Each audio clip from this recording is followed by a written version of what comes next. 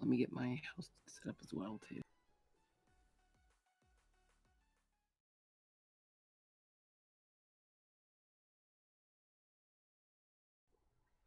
All right. We're live. Well, hello everybody. Welcome to the third edition of the JustCuz JustCuz.live podcast. Today we've got myself, Clever Name here. We've got Gypsy Chicken. We've got Justin, and we've got Spiffing Rich down here. Today, Joshner is AFK. So Justin here, Apocalypso, is going to fill in his space. So welcome. You can go to our Discord, hashtag JustCuz. I will put that in the chat, and you can always send us chat topics and such. There we go. Thank you, Spiffing Rich. We've got Gypsy Chicken hosting me. Thank you. Yeah. So, what do we want to talk about today? What's new in the news for JustCuz? Let's look at the Discord here real quick. Not really a whole bunch, just a couple things we can talk about. I just want to look at Spiffing Rich is hosting me with one viewer. It would be me. No, it could be me. I don't know. I was checking it worked. Joshner just messaged me and he says I was on for a long time. I am around now. So he may pop in. Nice. So current user count in the JustCuz Discord is 122. Always good to see. Always good to see. It's growing. Which, by the way, my YouTube or my Twitch channel is Apocalypse, so I haven't been streaming very much, but I will get back to it. If you join the Discord, you will, of course, get all the updates and the live now announcements. You can see all of our channels there, so no worries about that. Nothing new in the podcast questions. Let me bring up the sheet with the topics, proposed topics.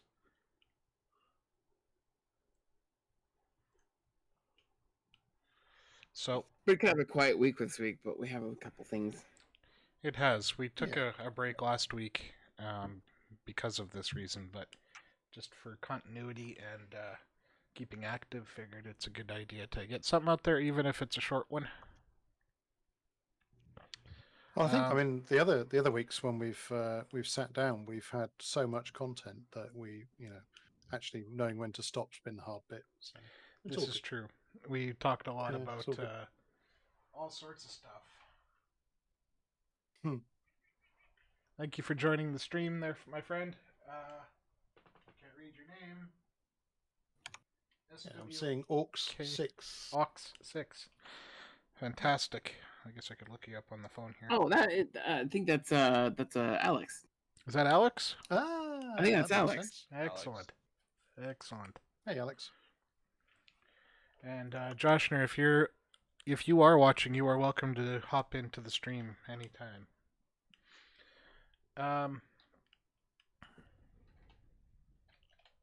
Server updates. What's going on with this new 5PD server there, Kobe? So we've had a few server updates this week. Mostly just a couple things pertaining around just some server, some like updates and stuff. We did. Let's see. We had a couple of new chargers this week added for the Michigan State pack. Did some update, like a big 5PD update. Apparently, they've had some issues with the older version that I was using, where they were having some issues with like actually working dispatch or CAD. And so the update should have fixed that. I also removed a bank robbery call out that was having some issues, so that was done. Then I put in the 80s pack. So if you go on server now, you'll see the default police vehicles and ambulances and stuff has been replaced with 80s style vehicles. Perfect. Gotta love those 80s vehicles. Yeah. What kind of vehicles are we talking about here? So there's, let me see if I can find a link. But we've got like, We've got like in the 80s pack, we have stuff like, let me see if I can find a link. So we've got let's see, we've got like they have a Ford Bronco, a 1984 Bronco, an 83 Dodge Diplomat, an 85 Chevy Impala, an 87 Ford Crown Vic, and an 88 Chevrolet Caprice. Fantastic. There's some Ford Mustang Foxes. There's, let's see, a Dodge, another Dodge Broncos, Impala. There's a Brute Pony and a Chevy G21 van for the corner. Fantastic. So, tons of vehicles. What's up, Josh? So we have two new people joining the stream. It seems we have Joshner, who is in and out here, and we've got a dizzying child sitting on Richard's lap. I can only assume that's his boy. A junior Richard. It's the youngest. The youngest boy. Say hello. Hi. What's your name? What's your name? Harry. There you go. And how old is Harry? How old are you, Harry? 9. Is that a question? No, he's not. Bless him. I tried to trick you. You did, yes. Very good. Oh dear. I'm gonna mute for a moment. You carry on. Good. Okay. Devin is broke. Hello, how are you? I have to ask my wife how old I am every year because I never remember. So I have to use a slide rule to work out my age. I'd forget my own name if it wasn't written in my underwear. Oh, that's a great idea. Yeah, That's a good one. Well done. Mom, I need a pen. So, you guys probably all have the. I think I'm the only one broadcasting the stream right now, and some of you guys are hosting it. You guys can bring up the chat and interact there as well.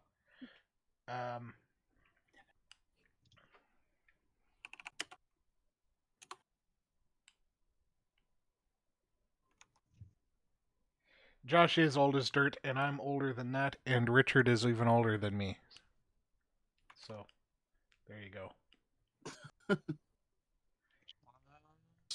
As old as the hills, apparently. I mean, I just think I'm saying. the youngest one in here. You might. Yeah. I think you are. Yeah. Well, Yeah. and Richard's son. yeah, And yeah, Well, there you go. yeah, he definitely has me beat. No competition there. So we touched on the 5PD server. Who here has actually played 5PD?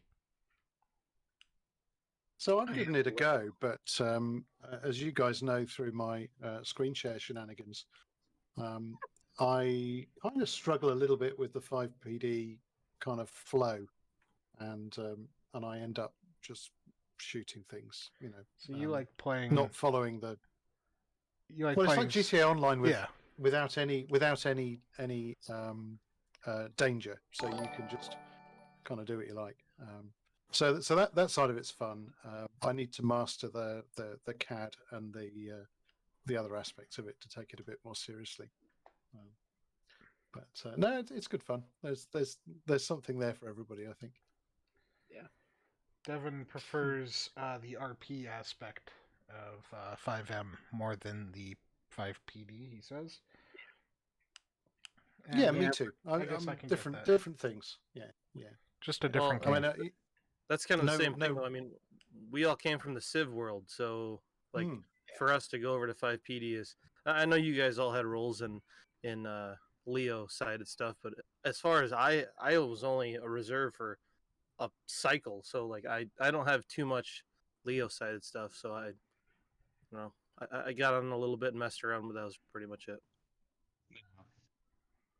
Very good. It's neat. I mean, it's good to have it. It seems like it's super active for us and everything. It brings people in as well too. So I mean, it's an awesome thing to have. Well, it's a different aspect for people too. Yeah, It right. allows you to be the Leo without waiting for civs or stuff like that. So I mean, you're kind of you're stepping into a different world as far as that to regular 5M, which is it's good for some people because, like you said, Josh, you know, there is no wait. there's no waiting period there.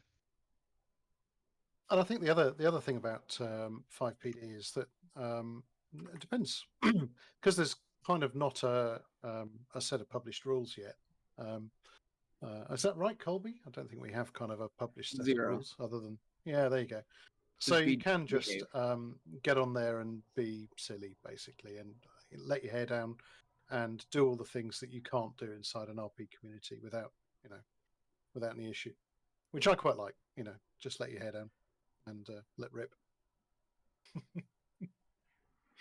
Controlled public server, I guess.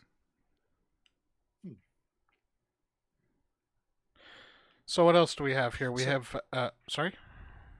I was going to say, I think Colby's got something on the Minecraft server, because I know that we transferred it from my box over onto the main one. Is that all up and running now? I think it is. Yeah, it's getting there. So we have it's for now. It's an invite only Minecraft server. We plan to have something more public soon. It's just a vanilla server, but for right now it's just invite only, just a plain old vanilla server. I haven't played on it for a long time. But it is up and running and it is there. So, what else? Oh, we have Ark. If you're interested in Ark, you can get the Ark role. We have an Ark server going. We put it on Veliguero. Josh, how do you say it again? Vulgaro. Vulgaro, thank you. Put it on Vulgaro. Stephanie had some mods and some updated stats and stuff like that, but it's been pretty fun. I've missed that game. Yeah, it's a one of those maps where the top surface looks really neat, and then you realize that there's an entire underground and a cave system that's makes it twice as big as what the map actually is. So it's neat getting in and looking at all that kind of extreme animals and everything too as well. So be fun getting back into Ark. It's a consuming game. It's a game that I'd like to give another chance. I played it for a very very short time, and you guys had already had a lot of things set up and ready to go. And then I got distracted with something else shiny. I don't know what it was. I think Richard played for like 10 minutes and died a couple times, and then decided it wasn't your time. So I haven't actually died. I think there are a number of things that I just because I'm not somebody that readily reads a manual. I started out by just spawning in and didn't get attacked by anything. Punched some bits of wood which seemed to just disappear, and then I went and tried punching something that was walking past on the ground, thinking it might turn into food. But all that happened was I seemed to damage my hands, and then at that point I kind of logged out. Yeah. So I mean, I do, I obviously picked up Ark when it was in the Epic Store for free, and given everybody I've spoken to really has got into it, liked it, enjoyed it. It's on the list of things to go and learn. I think if I'd found the inventory and got past that, initial, okay, how do you play this game? Then I'd have been active in it already, I think. It's a little bit of a learning curve situation to where like you probably need to know the basics before you even just start doing anything, but it's not terrible. I mean, once you get going, it's fine. Yeah. To sink your time into, in my opinion. It's just one of those things where, I mean, there is a little bit of a learning curve that you have to go through, but it's once you get started, it's pretty easy to get through all of it. Right. It's a progressive thing. You get to stages, so like get certain piece of equipment, makes your life easier, just like life. You get a little bit of this, a little bit of that, and then you kind of keep progressing. So when you go through things like Civilization and stuff like that, if you like those games, you progress through the eras, and it's the same thing, except for this is more of a real time. I mean, at first you start with wood, not really wood. You start with what is that material? Stone. No, before that. No, I'm saying you'll wood, then stone, and then metal, and then so you potentially can keep progressing through the era as you go on more and more and more. So it has the same like mentality, just it's not a turn-based game. There's crazy stuff now. I was watching videos today of like mega mech and like creatures and stuff. Like I don't even know what any of that stuff is. So it's definitely gotten a lot like tech animals and stuff. Yeah, a lot of people. There. So Ark, originally, whenever they came out with the first three maps or so, which I think it was 2 then 3, and then they still had some tech stuff in there, but they didn't really touch base, and like the tech stuff didn't work very well. So the community itself wanted to go more to more tech, and I mean they responded and pretty much gave them an all-you-can-eat buffet of tech. It's Now, crazy now. Like, yeah. it'll be neat to get into that stuff, but it's just a super heavy resource thing. So maybe, I mean, it'll be a big modded server possibly, and that way you can just see what it is and what it's involving. Plus, might have problems with a lot of that stuff. Like the Mega Mech stuff was like enormous, so that might be a problem. But we'll see. Yeah. Is the Unfortunately, sorry, there, chicken? I was gonna say the element that makes some of that tech stuff is very expensive, so we'll have to figure that part out. Is the miscreated server, is it still running? It is, absolutely. And one thing for you guys, if you've not been in it recently, is to remember that your bases will despawn after a while. So there is a base life which I think is set to maximum for the what the server will allow. But if you've put loads of effort into building something, get in there and interact with your base, because otherwise it will eventually despawn. Well, that's no different than when I was running the server, because after I build a huge base, I'd screw everything up and wipe everything anyway. Well, no, this is a planned feature. 3 days go by and it's like, you guys want to switch maps? You guys want to switch maps? Oh, yeah. We did that, well, twice technically, because we switched, Twice in a row. and then we switched back. So, You sure? no, it's being maintained. Obviously, I log in once every several days and just interact with it. All you have to do is open a door and close it or something, and then the base is good again. Oh, that's it? I think, yeah, that's all you have to do. I think that the APCs will despawn if some of the add-on vehicles, if you don't interact with those. So I noticed that one of mine had gone missing. So I go and get inside the vehicle, start it up, turn it off again, get out, and that's fine. So there was some news. I don't want to lose all of them. There was some news in Miscreated. I can bring up the Discord for Miscreated. They made some improvements to the game somehow. Let's see here. There are quite a few. Yeah. So after that, I'd like to touch bases on the new 7 Days to Die, the new beta graphics that they installed and everything. So that may be a game that we could possibly check out later on, if we're looking into it. Because I know before they didn't really update the graphics very much, so it was more like a kind of an outdated zombie game. But now it's much better. Let's look at this update 1.11.0 from 6/23/20. It's about a month old now. They fixed some issues with scopes. They added a trader system. Oh, that's awesome. Yeah. Cool. Now that I think is quite big. I think that's quite a big update. Yeah. It is. And it's one we ought to jump in and play with, if I'm honest. So Michael Hunter, that runs the server, is he's been in there and had a play with it, and he says it's pretty good. It's pretty good.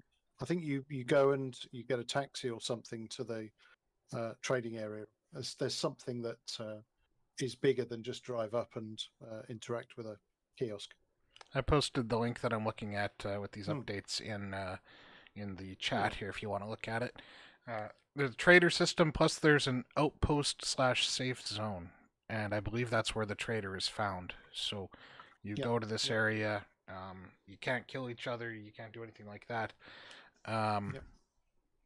You interact with an NPC that has an ever-changing inventory. You can trade, I assume, with AM coins or AR coins. AM coins, yes. Oh, cool. Ledgers. Yeah. So essentially, that was originally introduced in the zombie game 7 Days to Die, and it's called Trader Joel's. So they're kind of doing something like that, it's absolutely amazing. It's a very good feature. We talked about that in a lot of them as well too, because even the other ones that we were looking at, like the other couple recent ones too, it was like that was pretty much the big thing. But the biggest thing that I wanted to see, which I don't think Miscreated has done unless it's been lately, is some kind of like adventure or like like a Quest. yeah, quest. Yeah, Quests. exactly. Yeah. A quest. Yeah, it's really good. Objectives, That's what tasks to Miscreated. complete. Yeah, that's what Miscreated does not have. That would be awesome. That some other games do. So Yeah, yeah, I would say, and give them some meaning behind it. I mean, some video games come out with quests that end up like like 7 Days World of to War. Die tried doing it. Yeah, World of Warcraft, same thing. I mean, there you kind of get experience, so therefore it could be Yeah, worth it. But like, tedious. And, but in 7 Days to Die, it's just like, oh, go do this quest, and you're like, okay, and then Hmm. you do it, and then nothing comes out of it. Like that's it. Like you just did it for no reason. So. I think Miscreated has a lot of room to grow still. That's a very good game. I mean, for the price per value, it's definitely in the right range. There's been other changes with vehicles and cooking system and certain modding as well. The vehicles apparently you it used to be that the vehicle has its overall health, but then also the components have their own health as well, and you have to Yes, put yeah. components together. So vehicles in Miscreated were made out of multiple components, each having their own health. I just said that. We decided to simplify the vehicle system by removing the unnecessary components and vehicle weak points and only keeping the main hull for damage. The benefits of doing so is that the vehicles are now much more durable, and health displays in the UI will represent the actual health of the vehicle itself, no more hidden health. man, to tell you the truth, I'm kind of Interesting. disappointed by that. Like Really? that was Yeah. part of like the like Yeah, I going mean, out and might not coming back situation that I like. yes. Yeah, and going Because out you and- never and knew keep- like when a Getting belt detoured. was gonna go or a battery was gonna go. Yeah. It was like you just had Yeah. to keep extra stuff. I mean, I get it. It's nice, but it kind of loses that like, yeah, I'm just gonna take a Yes. quick trip, and that turns into like 2 hours of disaster. Yes. Ah, And 2 hours also of playing- disaster. Yeah, I agree playing with you playing on that note. playing multiplayer as well. You would just end up with that situation of oh, help, no, Yeah. quick, help, my vehicle's had it, and there's a tank just down the road and it's coming this way, Yeah. and you just, Yeah. Yeah. and then the whole server just pivots and goes belting down to So Yeah. try and rescue Josh. Well, actually, usually Mike or these changes that are just talking about, have you already noticed them in game? no, I haven't. I'm gonna have to look. Like I say, like Josh We says, gotta I pop agree. in. That's kind of disappointing, isn't Yeah, it? I'm like, I missed the whole tire blowing out thing. The random tire blowing out. That's, Yeah. Yeah. you just be driving, you'll hit that one little bitty rock wrong, and then your tire blows out, and you're like, all right. Yep. I get what Limp you're it saying home. though. They fixed the wrong thing with the vehicles. What they really needed to fix is when you crash two together, that they don't stick together. Yeah, or three of them. Yeah. They turn into a ball. It puts it underneath a sign, and it gets Yeah. pushed in. Stuff like that. That's the stuff they needed to fix. And the driving lines of some of them, and Yeah. yeah. I really think that they should just start a better community-based system that would take a little bit better feedback from the community itself. Because like it's great that they fixed that, but did they really fix all the major issues, or a lot of the major issues? There's a lot of things in that game that do need to be fixed. Some of the building structures, and that wasn't fixed by the actual people who made Miscreated. It was fixed by modders, people who mod the game. So it does help out a lot. They do make changes to the way that the building actually snaps together and Yeah. such. The problem comes in now when you have modders that create these great big panels and all these extra bits, and you're trying Right. to use the same game mechanics to manipulate those, Yeah. and it doesn't quite work. So you can't really Yeah. fault the game creator on that necessarily. No. The fact that they're doing any updates at all on a game that Right, I mean, exactly. kind of flopped a little bit. Yeah. Yeah, I mean, it didn't get the big name like all the other ones. It did get some honorable mentions or shout outs, but yeah, I mean, you are correct. I think a lot of worse zombie games got a lot of better There are worse zombie games Exposure. out there. Absolutely. Yeah. Absolutely. I got better exposure than that. So yeah, I would agree. I think the exposure could have been a little better. And maybe like a storyline of some sort might have been good. But Yeah. as far as like a PvP, PvE kind of just spawn in, you got nothing, now go. I give it a lot of props, but how many times can you do that before you get a little bit bored? Yeah, this definitely falls Yes. in all the same areas like Ark, where like because Ark doesn't have really a storyline either. So it's like you play it for like a month or 2 months or 3 months, and then you're like, well, I've done everything. So you kind of have to take that game and set it on a shelf somewhere, and then kind of go to a different game and come back and play it when when you want to play a good zombie game.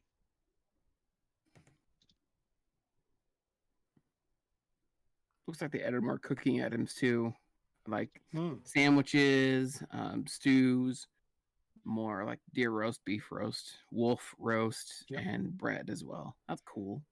There you go. Oh, I'm down Nice. for hopping in. We got to do that. Yeah, we should. Yeah. I guess that means I better make sure it's installed one day. It is And too good.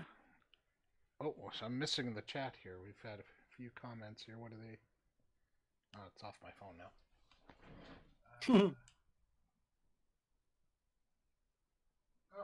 So yes, okay. It So seems like we need a clean up. somebody to clean that crap up. Yeah. Yeah. let's get that for you. Yeah. I don't want to become famous. I'm as famous as I want to get. Yeah. I got I know that. Yeah. 4 fans and I'm talking to them all. There you go. 4 fans. I'm talking to them all. Good.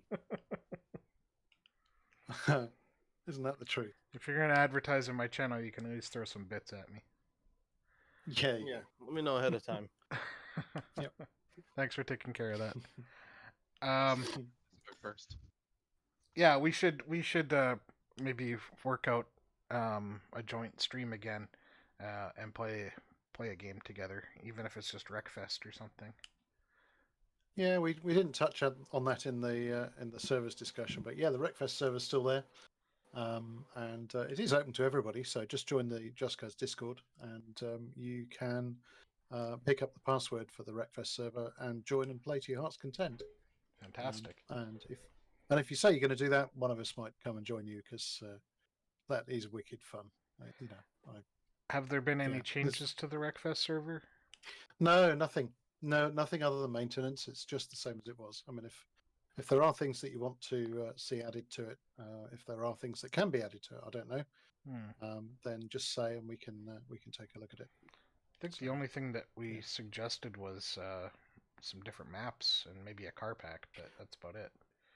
Well, if there are things there, then yeah, let's find them, hand them over to Mike, and I'm sure he'll get them in there.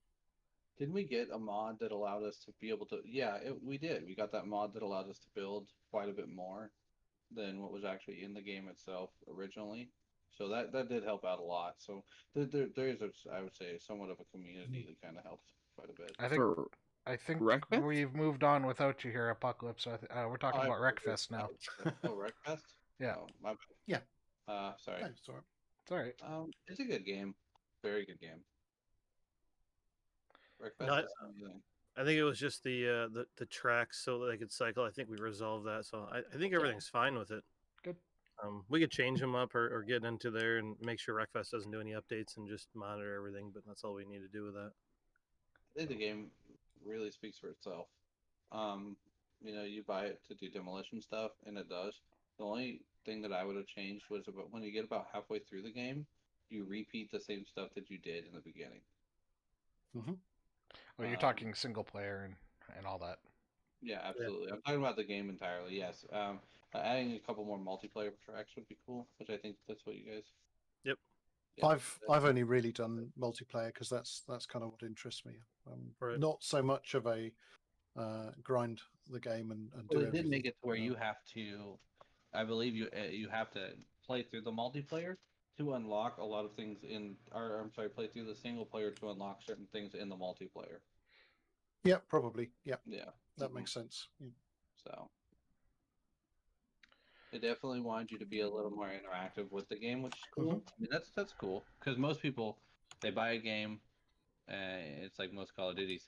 You don't play through the single player. You just go straight to multiplayer because that's originally why you bought the game to begin with. Yep. So, one game that we don't have a server for, but we all kind of play it off and on is Warzone. Has there been any updates or changes to that anybody is aware of? There's been a few minor things from what I understand, but I know there's a pretty big update coming 1st of August that They keep patching stuff. I mean, Yeah. that's how it's always going to be.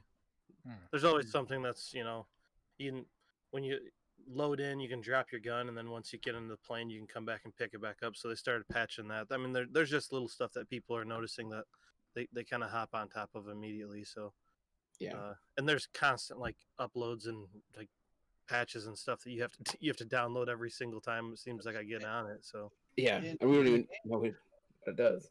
the game's already crazy because if you think about it, I mean, we're talking 100 gig download game, and then with every what was it, like 100 or 130 gigs, and then here I know since I've gotten the game, I've added at least probably 15 more gigs worth of patches they put in, and they're probably still more than that. Yeah. yeah. So I mean, you're looking at the end of the day. I mean, you're looking at 200 gig download. After all the patches are said and done, and they fix everything, like that's a lot.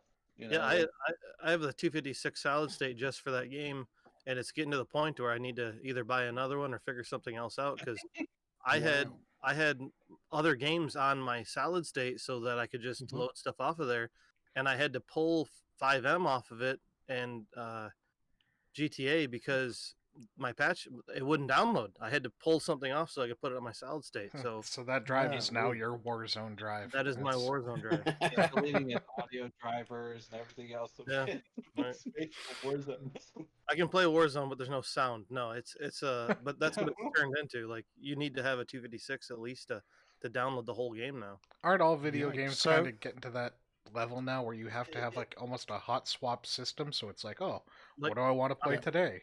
Put that honestly, drive in. Yeah. like that's but see, so I don't know if we haven't really talked about this either though, but like the Stadia thing, and I know you guys have probably seen the commercials for Stadia, to where it's like you can just get on and play the game whenever you want to. I haven't really looked into it. It makes a lot of sense to do that. It's probably expensive, but as far as my understanding or what it showed in the commercial, which I'm sure there's trap doors and small print and everything else. You got on and you could just start playing immediately, and it's no download on your side or anything. It's pretty much just Really? like a front end, and then Yeah. you play the game. Yeah. Yeah. So Stadia is the term of is it. Stadia the same thing as like these Steam boxes that people are talking about? Mm, Or is possibly. it different? Possibly. Because the thing So- that I'm thinking of is let's call it Stadia, is just the platform, and then you can have that running on just about like a bunch of other third party So type Stadia systems. is it's a cloud source. So I'll read you the Stadia. It's a cloud gaming service developed and operated by Google, of course. It is advertised to be compatible of streaming video games at 4K at 60 frames, high dynamic range, blah blah blah. It is accessible through the Google Chrome web browser on personal computers, Pixel smartphones, supported smartphones for Samsung, OnePlus, Razer, and Asus, Yep. as well as any Chrome OS tablet or Chromecast for TV support. So Yep. it's So you're pretty much literally across streaming platform. a video game. You're playing it remotely in a way. so you log into your account, your name, and then it's off of the cloud. Yep. Yeah, so That's the biggest issue was that as PS4 originally came out with that, PS4 or Xbox, couldn't tell you which one, but the issue was when you did that, the latency in between your button input and what would happen on the screen was pretty bad. So I mean, I don't know if that's the same way with, of course, your internet plays an effect into that. So I don't know how well the Stadia one works. But I Well, know the one. it's called Sony PlayStation Now service. Oh yeah, yep, yep. That's what it was. It competes still with Sony PlayStation Now service, NVIDIA's GeForce Now, and Microsoft Project X Cloud, which all released. Well, actually, the X Cloud released Yep. relatively recently. Yeah. So the PS Now one, that's the issue that I was talking about. It doesn't matter. You could have 300 gigs down, 500 gigs down, and you still have that latency because the servers in which they're running them from are from China. Right. So Or wherever. yeah, or wherever at that point. But yeah, I mean, so you still have that latency. to where if I was playing, I just SnowRunner or something, it wouldn't be that big a deal. But trying to play like Call of Duty would probably suck. well, but I think it's an interesting thing. Like if you wanted to play Mud Runner and all you had was like a Surface Pro tablet for $200, you don't need any hard drive space. Yeah, You can yeah, just yeah. start playing. Absolutely. But yeah, there's always going to be downfalls to it. I mean, it's Mhm. just kind of how it's gonna. Yeah, Wait, it's like so there's actually a free portion of this. There is, yeah, and this is along with giving new users 2 months of Pro subscriptions. The initial free Pro subscription for new users was later changed to 1 month. So you get a 1 month free Pro subscription to give it a trial. I'm sure you got to call them. It's the usual thing, You pay for it, or you give them their card, and then if you don't call them back within the month, they charge you the next month, and then Yeah. But You got to I think it'd be cancel cool it. to look into. Yeah, I just Yeah. it seems interesting. So It is, yeah. annually.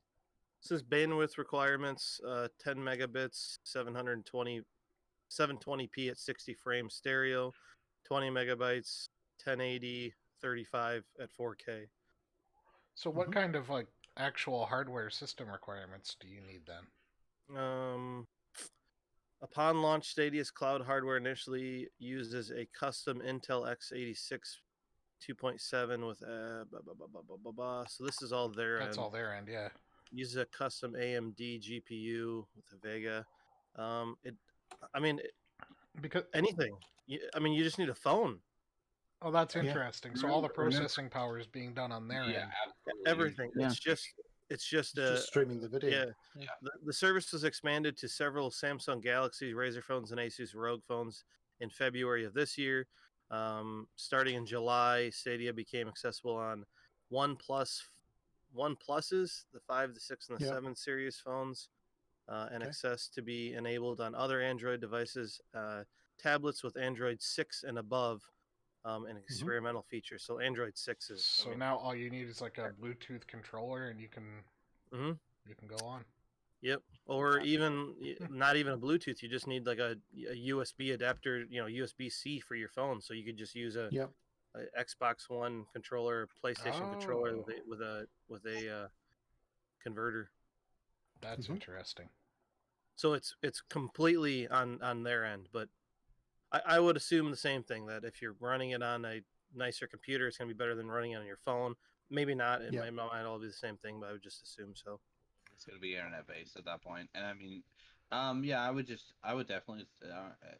It's nice they offer you a month free, which is definitely really nice because I mean, you can get on and test the latency and stuff.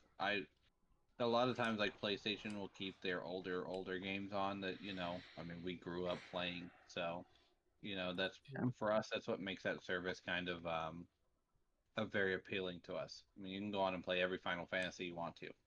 You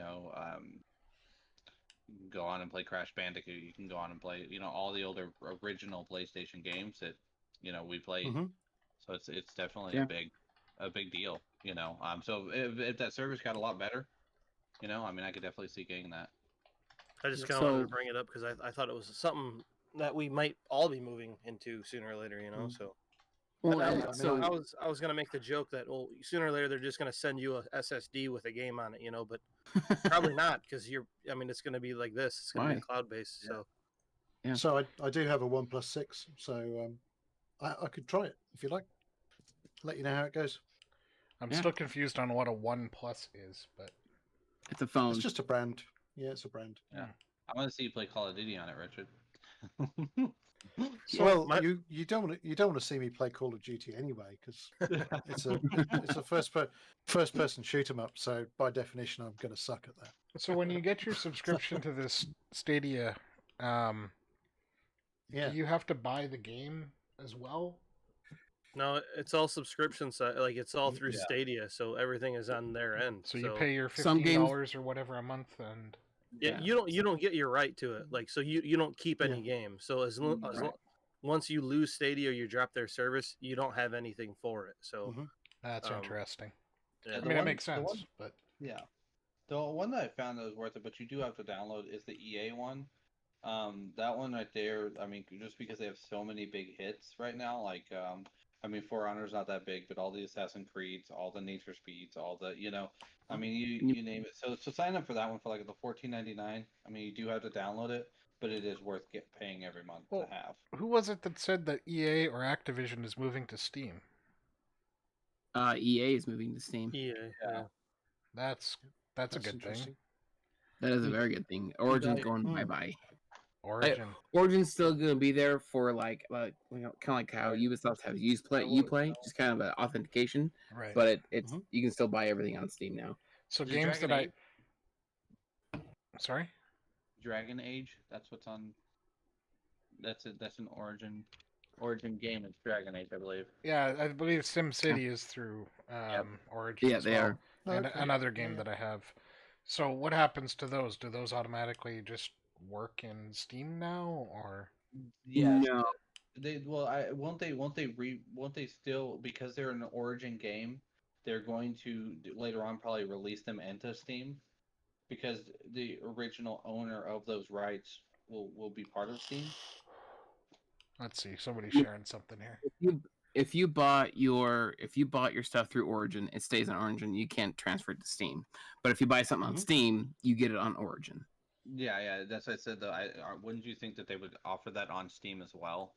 I mean, it's more of a way for them to make money again. That is a awesome White controller. So this is the Stadia controller. And this is the package that you pick up. So it's a Google Chromecast. So you get the Chromecast and the controller. Pick up and play, captures and save. Okay, so this is different than the Steam boxes I was referring to. Yeah.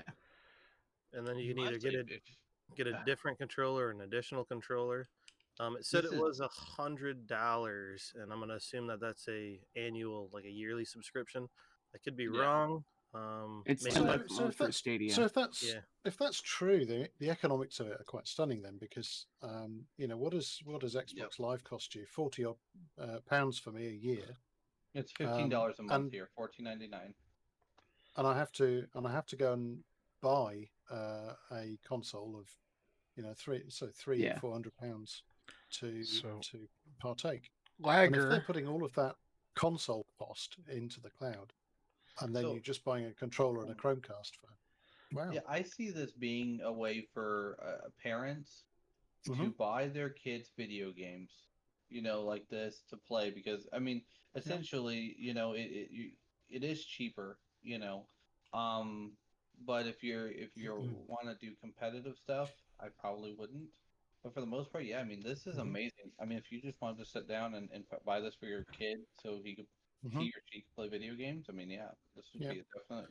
So sorry to interrupt for just a minute. Lager in the chat here wants to know what our professions are. We can go through that again if you want, or you can check out our first podcast where it is an introduction to all of at least the four of us in there. So check out the first. We can run through it quick when we're done here, I guess. Yeah, sure. But also, like, I don't. So if I don't want to sit down here and I have something going on upstairs, just like you, anybody, you could go upstairs and you have your controller, and then I can start playing. Like, my Switch is upstairs now, so I can just sit down and play. I don't have to be at my computer or at a designated space either. Or when I go on vacation, now all I need to do is throw the controller and my Chromecast in the bag, and I can play the exact same game in the exact same spot. I don't need the whole console or anything either. So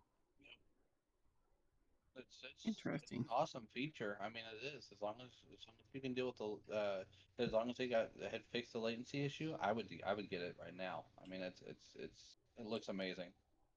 I mean, the other thing, so people pay $12 a month to play World of Warcraft right now too. It's like $150 for the year to play that game every year, ongoing, forever. Yep. And ever. Same thing, PlayStation Live, and the thing is most of your games now, when you put that disc in, Thank you, Richard. You have to that disc doesn't have the information for the actual game anymore.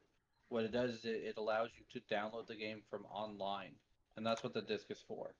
So when you have that disc and it downloads, right? You may not, if you own the disc, but I know that if you download the game from PlayStation or whatever PlayStation Store, you have to have the online, which is the $14.99 a month, in order to play that video game. If at any point, no matter if you paid $60 or not, if you lose your online capability, you lose the game completely. So it's no different than Stadia. You know, you Right. might as well save yourself the $60 per game and go with Stadia. So here's what's interesting. I went ahead and signed up for the free trial for a month. I'll cancel in a month. It's loading Destiny 2. Yeah. Really? Yeah. It says you can play right away. Can you stream that on Discord? Yeah. It's like as soon as you get it, you can play whatever you want to. It doesn't. Show us what this Well, I looks guess that- like here. That makes sense, doesn't it? I mean, can you see it? Yep. Important safety information about Stadia. Yeah. Yeah, I just On want the to see stream? So like I've played the beta for Destiny 2, but I love Destiny actually. So that's amazing. You pay for the I- subscription and you can have access to all these games. You don't have to download anything. You don't have to buy all the updates and all that. Yeah. you have to hold I it. definitely. Good. That's how a lot of things are. So what did this cost a month after the free trial? $10 a month. Yeah, you'll pay $10 the annual. Yes, Yeah. You're gonna pay the annual, which is it'll charge you $100 altogether, and then you No, don't pay. you pay $10 a month. If you want to try it for a pay month, month? you pay $10 a month. Can you Yeah. pay month by month? Okay. Yeah. Monthly, yeah. Okay, That's not bad. fantastic. Yeah.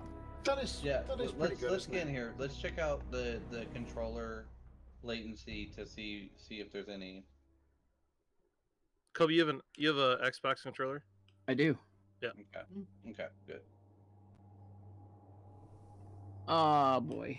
Which You're I'll gonna tell you right now. A little bit of this, but The entire Destiny franchise, fine. like all of it together, like it is fantastic. From the first one to the second one. The only thing that upset me and why I didn't play Destiny 2 is because I played so much of Destiny 1 and none of your stuff transfers over. I didn't care about the guns, I cared more about the cruisers and stuff. Are we pro gamers? Is that what we are? Nobody Me, here that- makes money off of playing video games. If that's what you mean by pro, we are gaming enthusiasts. Shut up, No, Bruno. Yeah. There you go. Self-proclaimed. There you go. We are all famous in our own way. I think it's the usual group of individuals that play together. That some have, Hmm. some play some games better than other games. So pretty wide range of games. Yeah, we've all known each other for a pretty long while, I'd say. So the video, I mean, you can tell it's a little blurry at times. Wow, that's pretty good actually. No, it's Now it just gonna came be into focus. no, it's the loading. So you're like awakening. Oh yeah. So it's how it's gonna be right here. So keep in mind here that you're also broadcasting across another platform to us. So Right. the quality here might be a little bit. And then Yeah. to the Twitches. I mean, I've seen a little bit of stuttering, but that's gonna happen. You know, Yeah. that's Some gonna of it might happen. be just as good. Still not that bad yet. No I'm lagger. awake We're not now. producers of any kind except the content on our own channels. See, let's Yeah. go. We broadcast our Okay. gameplay to you, so for your enjoyment. It's like Siri. Place is an old cosmodrome. Yeah. A Russian spaceport. So is that good? I don't It's know. Like, quarantined now. No. And He quite just dangerous. he means his. But our only way Oh, forward is Well, through that assistant wall. dude. yeah. Yeah. It's pretty smooth. There's definitely a little bit of lag, particularly if I'm like moving around Well, quite a but bit. it sounds. I mean, you just downloaded Stadia. This game is brand new to you, so this is still Yep. the load. That I don't know what I'm supposed to be doing. See a Keep little going. bit of. head towards that. See? That's There we go. gray dot. Yeah, Got it. keep going. So I'm noticing a little bit of lag, but honestly, for $10 a month, But it might be on your end. I mean, he's streaming through I was gonna Discord say through that. it. Yeah. Is, Are you is seeing? yours you lagging? seeing? It is, You so see it will what- lag a little bit now and then. Back to the Um, city. As I move, like right there's a little piece of lag. But first, But it's I also need to find you're you loading quick. into a different Let's keep section. moving. Mm-hmm. That's pretty Careful. close to. They're all Game around Right, us. isn't it? so great. Oh, it's so great. Right. It's a risk, but I'll get us more light. Yeah. No, go the other way. Hard There military you go. system. Check. Frayed wires and rust. Check. Oh, it's been so Huh? long. When I flip this switch, I haven't played. expect trouble. I played the beta for 2. Hello. You gonna let me in? There we go. Not good. You're definitely not happy to see us. Good game. There's a rifle. Grab it. Are we lawyers? No, we're not lawyers. Well, let's go. Are you a lawyer? Are you a cop, Lagger? No. You cop? You gotta tell me if you are. I Are you a brought back cop? for a reason, Guardian. No. You're a hunter. That means you're not Lager, afraid to take Lagger. risks. I'm a So, pipe fitter by be trade. and I live in ready for a Illinois fight. in the United States. that is Yeah, like I melee. said, we have a podcast with kind of all of our information, but yeah. And I'm just an electronic engineer from the UK. Yeah, there's definitely That's some what I- some that's what I input do. lag.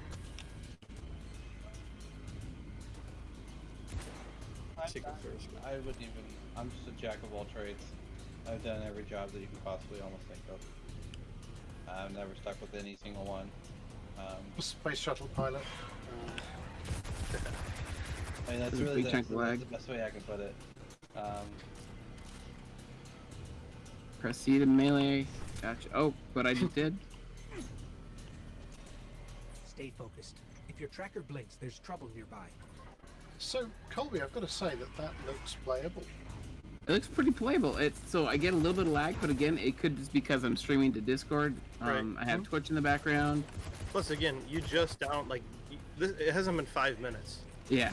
So, like, Stadia might be, like, buffering itself out as well, too. Well, there's I would there's definitely play it. no install. It's Right. cloud Yeah. Yeah. processed, isn't I it? would definitely play it though, and then Come on on. the next podcast do a recap on it. Right. So, are you noticing any kind of lag at all? Yeah. So there's definitely lots of like video lag and things like that. Like when I try to shoot, like right there, there's a big chunk of lag. Okay, I thought that was Um, just us, but that's you too, eh? No, there's definitely some lag going on. There's a little bit of input lag, but it's really not that bad. This is not on controller. I'm still using the keyboard and mouse. Controller's only gonna make it worse, unless you're Yeah. direct connected. Come here, buddy. Come here. Let's have a chat. Where'd you go? I think you made him Follow explode. scavengers. Did Alien I? pirates Nice. picking at humanity's Richard, he remains. wants to know how is life in the UK. Well, I guess it depends on where you are. I was going to try and draw a Any comparison. more? Any It's all right. more? Yeah, could be worse. I think we'll probably talk a little bit about lockdown and whatnot in a short while. Here, I'll stop.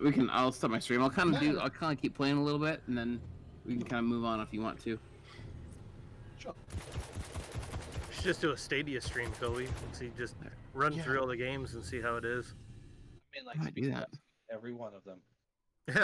Yeah. A 5-page written report on each one. Exactly. Thank You you. have 1 hour to run through all 10,000 of their games. Yeah, that's it. So that's really interesting. I'm really impressed with that. If that even works half as good as it appears to, I think that's Yeah. worth every penny. Yeah. You know, if compared to buying So a system plus all the games, And like Yeah. like I mentioned before, Mike, you pay $60, it downloads it from online anyways. So I mean, you might as But- well skip the $60 fee every time. Well, you still get a game, though. I mean, you said that earlier, Yeah. but Oh. like you still get the game. So if I don't pay for my Xbox subscription, I still can play, Destiny 2, Yes. but I can't play Yes. the online side of it. So, I mean, you still get Oh, a game yeah, for okay. $60, but But I mean, it's Do like you? most PCs nowadays. How many of you guys have a CD drive in your PC? Okay, I do. well, I've had the same I have drive one for the last next 3 to it. builds. Same. I think you're the only one that was like, no, I don't want a CD drive. I'm still to the point where it's like, it's just, I'd rather have one, I guess. I'd but- rather Yeah. CD drive because I mean, if I want to install Windows or something, I gotta have something. And I know so they're- You USB say drive. that, but I Yeah, used a right, USB on the last one, so Yeah, I know. USB drive. I really haven't used the disk drive, but It's just I that can't maybe not I'm have just a one. weirdo. Justin, mine doesn't have one in it right now. I still have it for when I want to, but I figured I'd just buy Buy an an external external if I one. needed it. Yeah, bingo. There you Right. go. Just buy an external one. But- you know? but I have an internal. But one. even buying the game, so like even if you buy a game for like I can't even I guess it'd only be Xbox for my end. You still have the game even if you don't have the online service because you still have to pay Right. for the service Yep. as well too. Yep. But Yeah. So That's right. Lager wants to know: are you a fan of Tyson Fury or what? I have no idea what that I is. think I don't know who So Tyson he's- Fury is. He's a boxer. I suppose I should be. I mean, I don't follow boxing though. I'll be honest. We're Yeah. gaming nerds. No. He's an in real Two-time life heavyweight boxer. world champ. There you go. So should be certainly. Yeah, should support him. What if he was what if Lager was Tyson Fury? Yeah. He would come pay you a I'd visit, say. Richard. What are you doing? Oh, that's fine. On Twitch. I'd tell him I'd I'd shake his hand. I'd shake his hand and offer him a beer. Great. There you go. Welcome to the stream. Like, follow, subscribe. Tyson Fury sponsored there by you go. Stadia. No, I'm just kidding. Tyson Fury, the Gypsy King. Actually, now that I've stopped Discord streaming, it's not bad.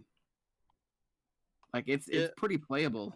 Like I said, it might level out too as soon as you start. If you play the same game, or if you get into it. No, look at it. Granted, I tried the PS Now like 8 years ago, so I mean, there's been major improvements since then. But everything when it comes to PS4 and like that stuff, a lot of it's coding. It's just in the coding.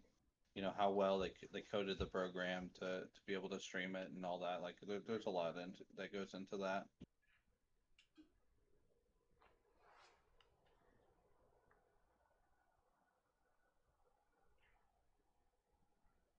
Very interesting. Okay.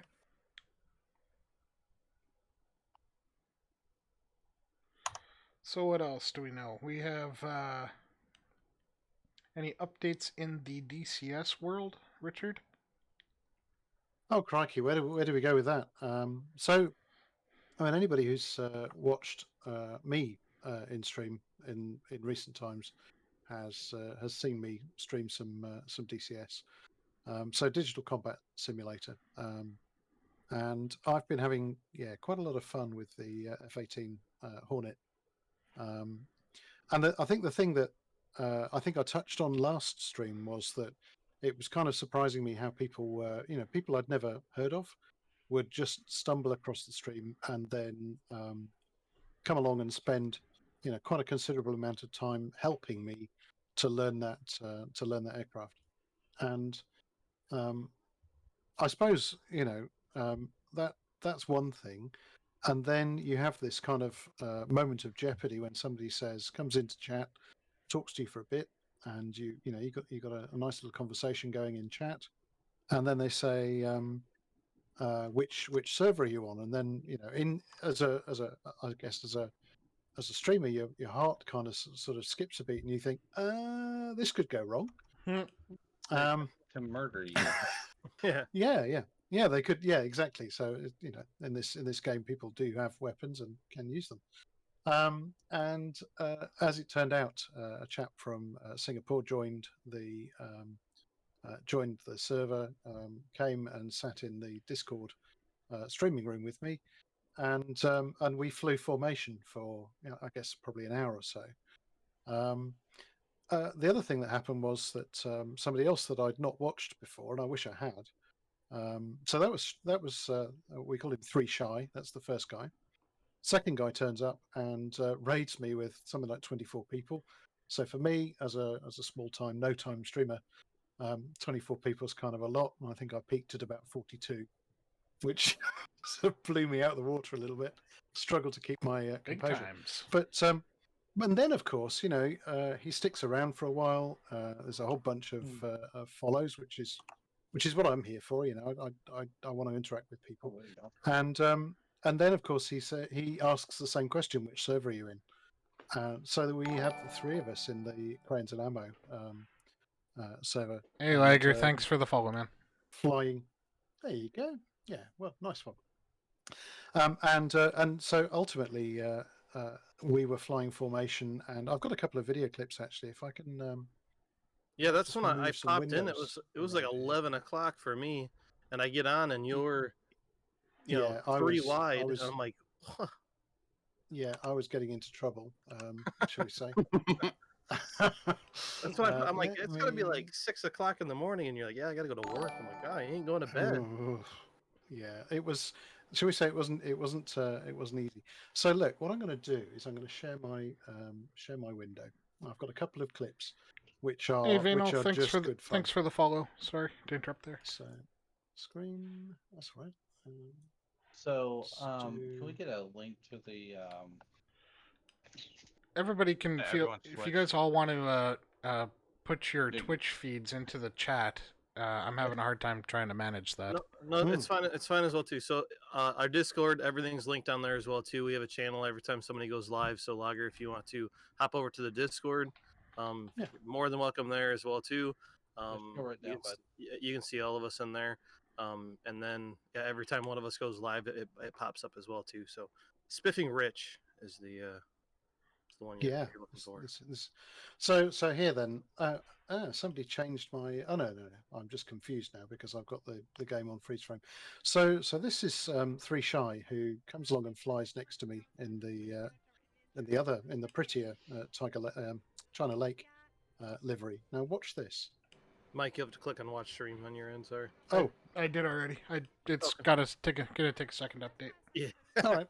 There you go. I'll do it again. There you Yeah, go. this is So- when I popped in at 11 o'clock and thinking, what are you doing? So I'm looking at it thinking, okay, all right. So what are you doing? And then he does this. I'm sat there thinking, oh, I've seen it all now. Oh, you can hear you. So, yeah. Don't you be going throwing your breakfast at me. So he does this, and see, that's nice. So my son's just walked back in. Oh, this is just awesome. In a minute. Awesome. In a minute. Every shade of awesome. So yes, that's in fact that was the name of the clip. Every shade of awesome. Probably ought to turn around and fly back the. Oh, yeah, that's pretty cool. That's really cool. So that's the first one. I just get a kick out of how many people you get to come, like help, me too. just guidance, Like, instructions. where do they come from? Yeah. Like, Yeah, hey, I don't know how and to fly this. Somebody help me, and then it's like, okay, no problem. Here, do this. Yeah, exactly. For 3 Yeah, hours. So this is us with the Giggles who raided me. Not the biggest raid I think I've had, but probably the one with the most impact in terms of what happened to the channel that day. So anyway, here you go. This is 3 Shy going around the outside. So it turns out that he does simulator air shows. And when he was flying in formation with me, obviously he's looping around behind at the moment, but when he was flying around on my wing, he was nailed there. And I don't know how you learn that. But an all-round top guy. Taught me today, actually. I just was hanging out in one of the game rooms on the JustCuz Discord, and he popped back in, watched my share screen, and taught me how to use the autopilot properly. So it just goes to show you genuinely make some friends with this. And then this is how I finished that stream. So let's press that. There we go. So here I'm on approach. It's not a very good approach to the carrier, but it. And what you can't see is ahead. You can hear the Giggles talking.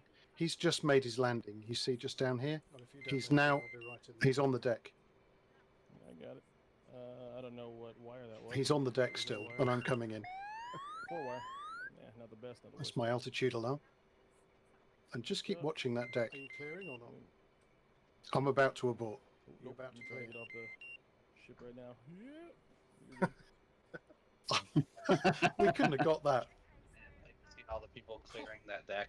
They're all like running inside. Look at you, man. Killed it. But no proper comms as well. That was just awesome. Very nice. No, it's impressive. I still struggle with landing on the. So there you go, and that's the kind of that's kind of how it goes. That's what I've been up to, and like you say, it's the interaction. So had this been just Richard turning on the simulator and trying to learn how to do this with a few YouTube videos, that's fine. That's good fun. That's standard kind of learning. But I took the decision really early on just to fire up Twitch and have a go, and I've been really surprised. humbled actually by the number of people who just want to pop in and say, "Did you know how to use that?" Or on these carrier landings, which take some practice. Yeah, okay, do that again, but you want to be just a little bit lower next time, or make that turn a little bit earlier, and just really constructive all the way. I've not had anybody come and properly troll me yet. Perhaps it'll happen one day. So But Lager, everybody's been really nice. oh, I'd like to ask. Lager would like to ask. Sorry, can you Mhm. dogfight in this game? You can absolutely. The game actually is very very realistic. You've got obviously SAM sites on the ground that you can go after, and can go after you. The full range of weapons that you can use on the F-18 are implemented. All of the weapon systems work on it. The navigation works, the autopilot works, the comms work, and all of the switches work. To my mind, it looks like a fully functional model. You can air-to-air refuel. You can do all sorts. You can do all sorts. So my son's trying to summon me to go and visit the hamster that's in the kitchen at the moment. So in his play ball. So I shall have to run downstairs for just a moment and come back.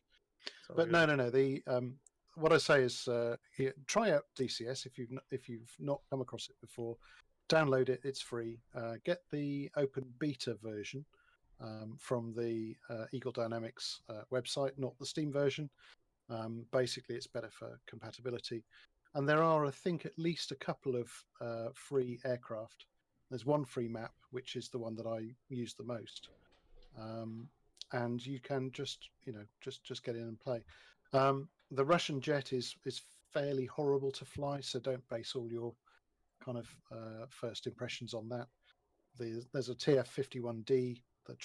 Is it a training version of a Mustang? So old propeller-driven plane that's apparently quite realistic. That's also a bit of a handful to fly, but probably quite realistic. You get a lot of torque steer and torque roll in that, which is okay. That'll be Mike. I can see Mike giving it the. Thank you, buddy.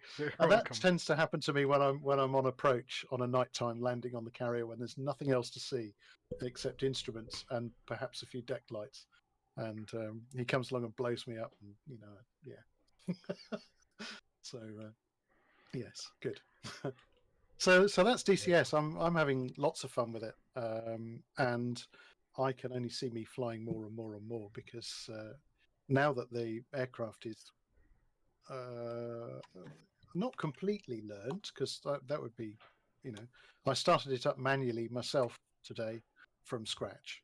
So that's a turned off aircraft in a shed to flying it, and that was another nice little landmark. So you guys all ought to get DCS. We can have loads of fun with it.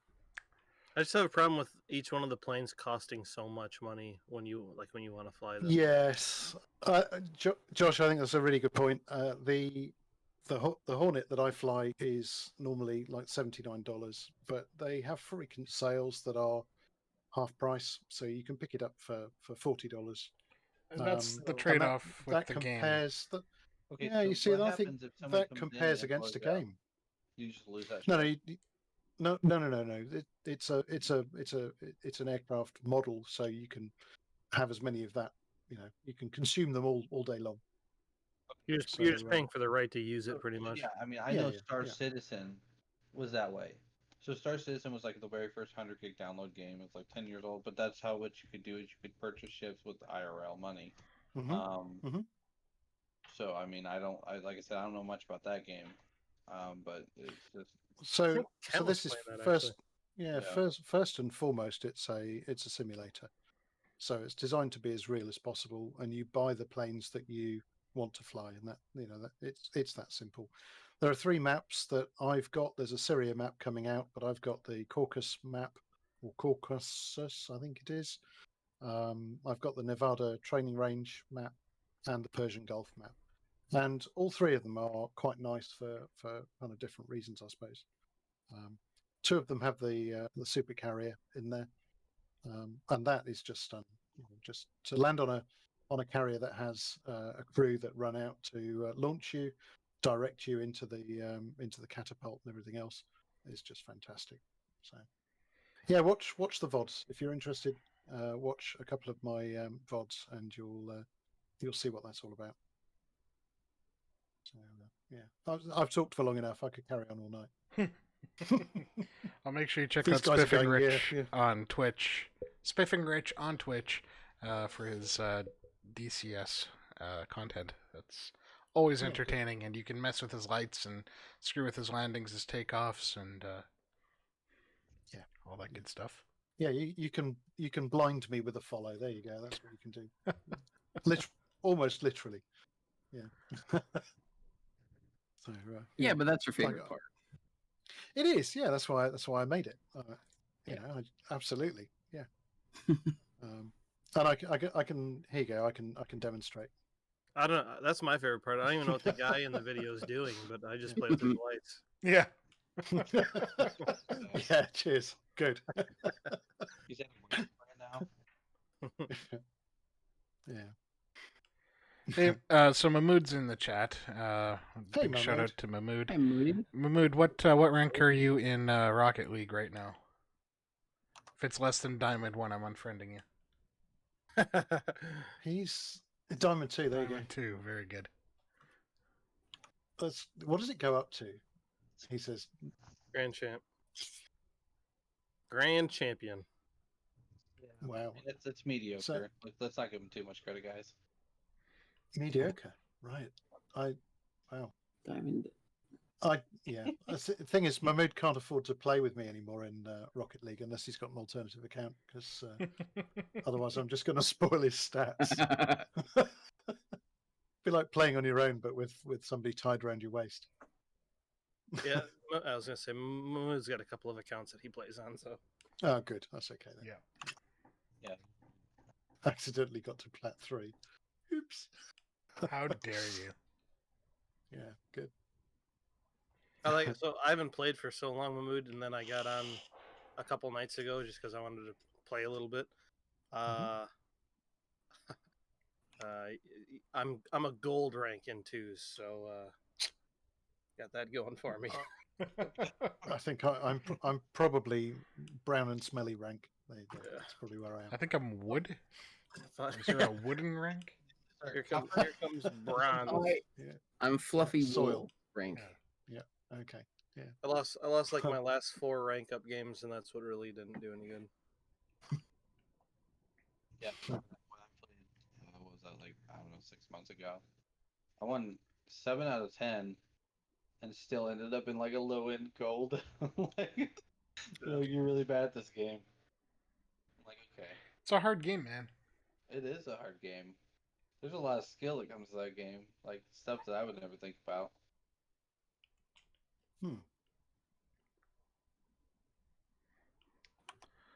What else are people playing these days? I've been covering Escape from Tarkov. If anybody has any questions about that. So it's very intense shooter game by far. I mean, I haven't played a lot of games that give you what I like to call the jumpies, and that game definitely does. But I mean, you tend to lose all your stuff a lot, so you can't get attached to too many things. Yeah, I mean, they just get on there and they murder you and they take all your stuff, and you're like, well, they gave me my helmet back out of everything. So it's a rough game, but someone's got to do it. Yeah, somebody has to put in the time, Been playing Ark.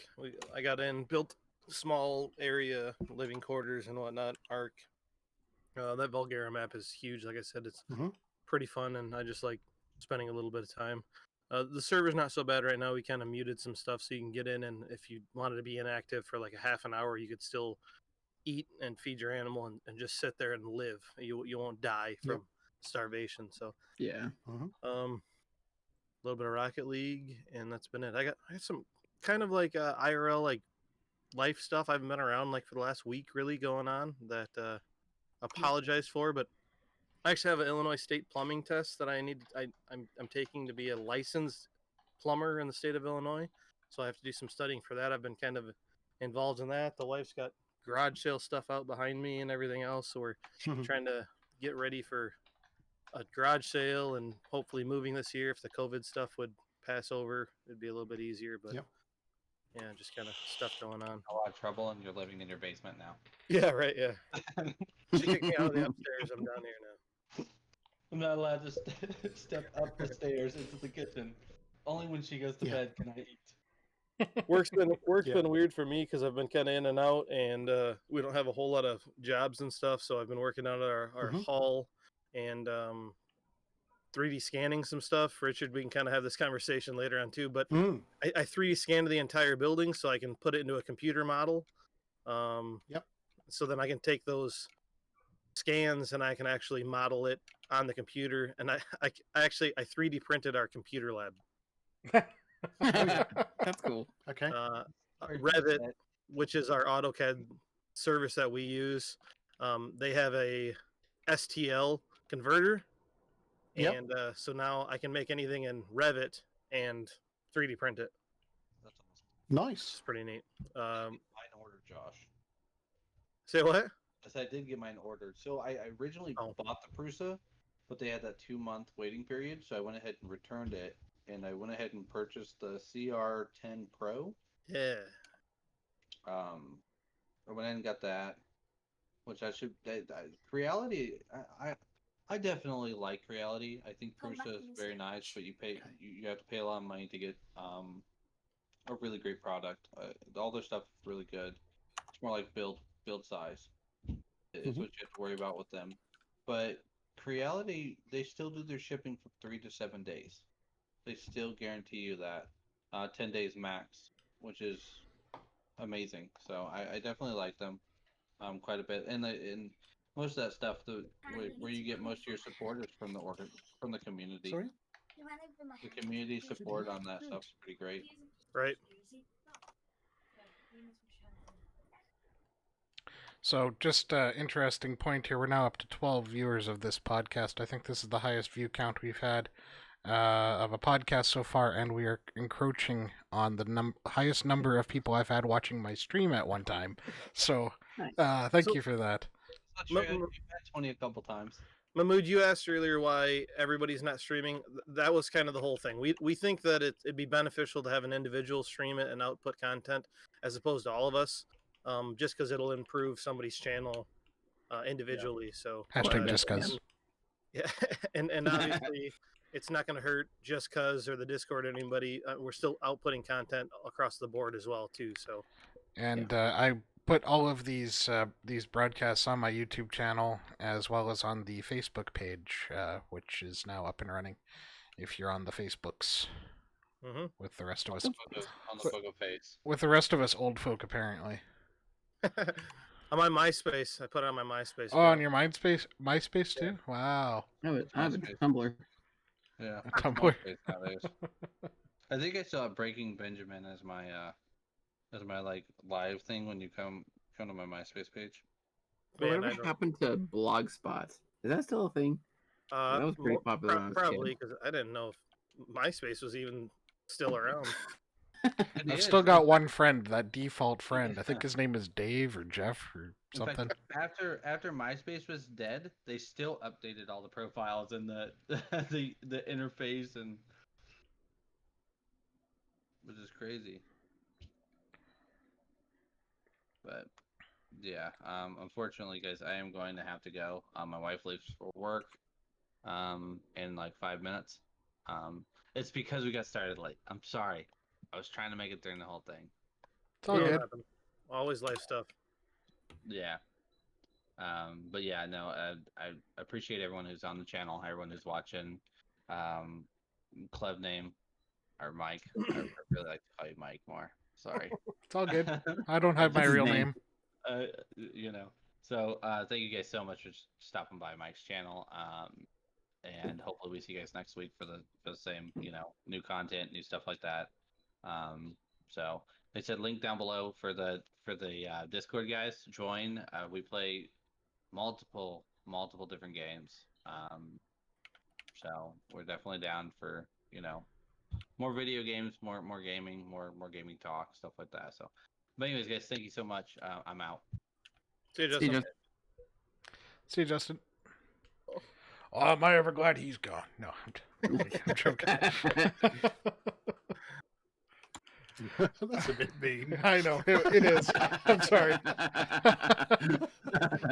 Wow. Yeah. What do you say when I leave? I Oh, don't know. live on broadcast? We're live? What? Shoot. We say the same thing, Richard, so it's Yeah. fine. Oh, that's fine then. As long as it's fair, I don't mind. Oh, gosh. What else do we have going on here? We are at... What are we at here? We're at 1 hour, 23 minutes, 10 seconds. Yeah. And there's never any shortage of stuff to talk about. I mean, that's just how it goes, isn't it? There isn't, but if we want to keep on the gaming side of things, GTA Online, if there's anybody out there playing that right now, Mahmood says talk about me. It's like there's what else? What can you say about Mahmood? Yeah. That's it. That Mahmood guy, he's such He's a not so active moderator in our Discord. Yeah, where were you earlier when the guy was advertising in my stream? Yeah. Nowhere to be found. Sucker. Yeah, McMahon. Fail. So GTA Online has some new heists coming out with an entirely new location, in quotes, later this year. So I recently got back into GTA Online, and then I promptly put it down again, just because it's same old. But some new heists and a new part of the... I hope this means new part of the map. That would be pretty deadly. That would be awesome. Yeah, so Yes. it looks like it's planning for the biggest... It says the biggest update ever for GTA Online, featuring our latest take on heists in an entirely new location. So That sounds pretty cool, doesn't it? It does. Hi, Dat Yonkers. Dat Yonkers? Dat Yonkers. Dat Yonkers? Now, that's a name I know. Who's Yonka, that that's across the pond as well. Another Brit? If you're lucky, yeah. Yonkers If we're over lucky. The town of New York, isn't it? Very Yonkers? good. Could be. Oh, yeah. So I'm hoping that this new add-on is going to be actually a new map. I've been asking for it forever, and we know, as you all know, that we those that play 5M, it is not impossible to put in another chunk of map in that engine. Yeah.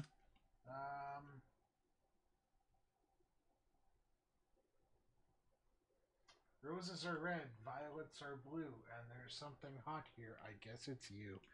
Aww. How nice. Aww. Blushing. Is that your brother again? No, I have no idea who this is. It's Oh, okay. Even better. You're a kid. Obeducky. I don't know if you follow me, but you should. There you go. So thanks for joining us. That's nice. Yeah.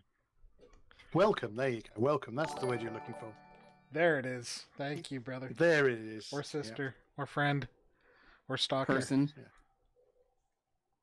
Appreciate Absolutely. it. Appreciate all the follows. Make sure you check out our Discord and our website, justcuz.live, to give a follow to the 4 of us here, plus the other 2 or 3 that are not. Here's the Discord for you. And let's see if this works. Website. Yours does. Mine doesn't. Hey, that works too. Hey. Fantastic. That's what a bot does. Although it's not automatic. I gotta figure that out. Yep. So, I actually haven't been to the website in a while. What's going on with that? Unchanged. Unchanged. So I do have some stuff that I've been wanting to get done with it as well, and I've had people inquire like, hey, I can give you a hand and everything. We use Wix for ours. It hasn't been an issue. Mhm. Just timing, I guess it is. I've shown Yep. most people what I have for like bios and everything for individual pages. I can make something pretty simple and just throw it out there so it's up and new. The one that we have currently is just a page with all of our individual links to Twitch and to YouTube as well. So it kind of plays its own part. It's easier for somebody to say, "Hey, go to justcuz.live." You know, that's our website, and then you can link everything. The Discord's on there, all of our pages. Instead of like, "Hey, you know, this is our Discord," or go to my Twitch page, or go to this, or go to that. It just in my head it made sense to justcuz.live. You write it down and give it to them, and they can go to it whenever they want to. So that's kind of really what it was for. Yeah. But soon enough there'll be a update on the website, and then it'll look a little better than it is currently. So Cool. And as I mentioned, the Facebook site is up, and I will post this in there as well. Keep up to date with any big happenings in the community. Since Cool. Since we added Will and Will as a creator. Excuse me, I got a frog in my throat. Since we added Will as a creator and Skylar as a moderator, there hasn't been too many changes there. But so that Yonker says the problem with adding GTA/GTAO isn't that they can't add a map. The big problem is the world boundaries of events and NPCs that are hard-coded everywhere, from what I've read upon. Well, that's an interesting point, because go on.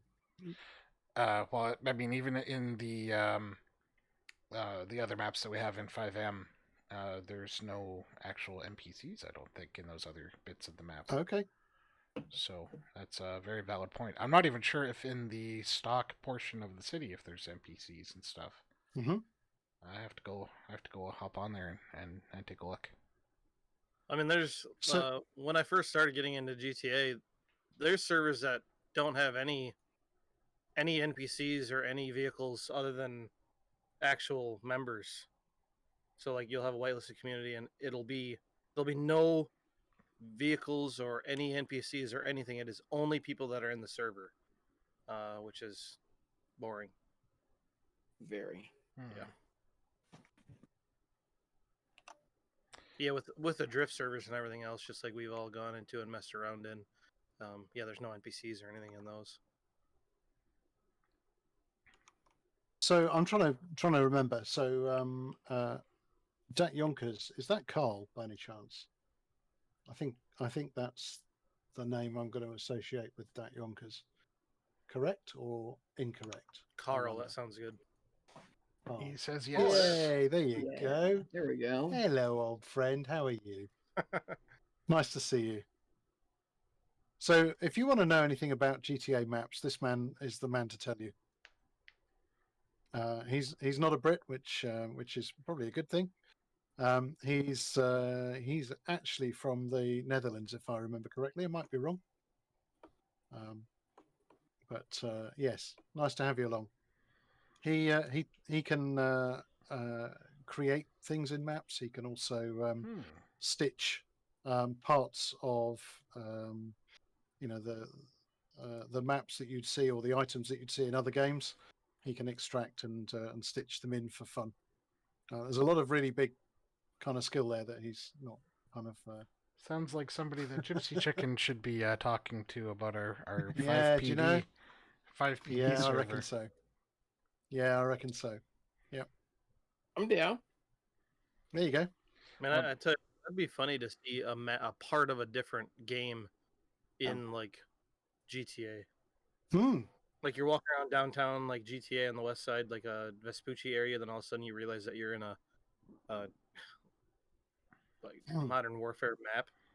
Like, yeah, yeah. Modern Warfare. So this was the thing, you see. Back in the days of Legit RP, I was in a situation where I could go and join other servers and play other things. And of course, since joining Midwest, that kind of disappeared for quite a long period. So I didn't get to go into Carl's kind of private box, but he did show me some maps that he'd been working on, and as a bit of a lure to get me in there, he even imported a Lotus Esprit, which was just just fantastic.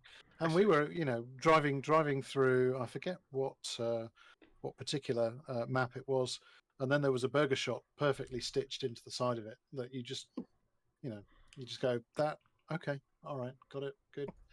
So running it as a drift server, obviously, that was the main thing. Yeah. So it was all good, and as I say, a lot of really good, serious skills there. So He says impressed he me wouldn't remember. I'm sure it'll come back to you. Fair enough. Wouldn't remember legit, or yeah. Not changed. I just checked. Did Will get affiliate this past week? Will He did get Yeah, affiliate. he did. Yeah, You so that's find something for Darth Squirrels. He got affiliate this week. Something that he was working on for a while. So, well, not a while. I mean, takes longer for some, but it didn't seem like it was that long. So No, after he joined the JustCuz team, it only took him about a week, but the same as it took me, Richard, and Justin. good to see. So he can actually do stuff Twitch sided as well too. Get subscriptions as well. Yeah. So it's good Right. for. Yeah. He's been playing a lot of World of Warcraft, a lot of WoW lately. I know he plays. Wow. He plays a lot of Warzone as well, and he is very, very good at it. Yeah, so something to look forward to on Darth Squirrel's stream. Will stream as well too. We'll have to get him on the website if you haven't already. Yeah. He is. He's up there. Okay, good. He's he tried last time we had a podcast come around. He just had IRL stuff, and so just kind of how it's going to be. So it's a fluctuating cast on the our guest list on the podcast. Some weeks it might be some of us. Some weeks it might be others. We might even have a special guest or two. A member of the community that has something important to say. Or something fun to listen to, yeah. Yeah, we need to get ourselves a celebrity, though. Oh, yeah, that sounds good. Celebrity, yeah. Ryan Reynolds, he's a fellow Canadian. If you're out there, hit me up. Good. If you can pull some there you go. strings, let's add him on Facebook. And see what happens. I'll put out the Canadian flag bat symbol type deal and call it to all my Canadian celebrities. What could possibly go wrong, right? Bieber could show up. Ooh. Oh, yeah, fair. You still claim him? Surprising. Yeah. It's a birthright. Maple syrup running through our veins.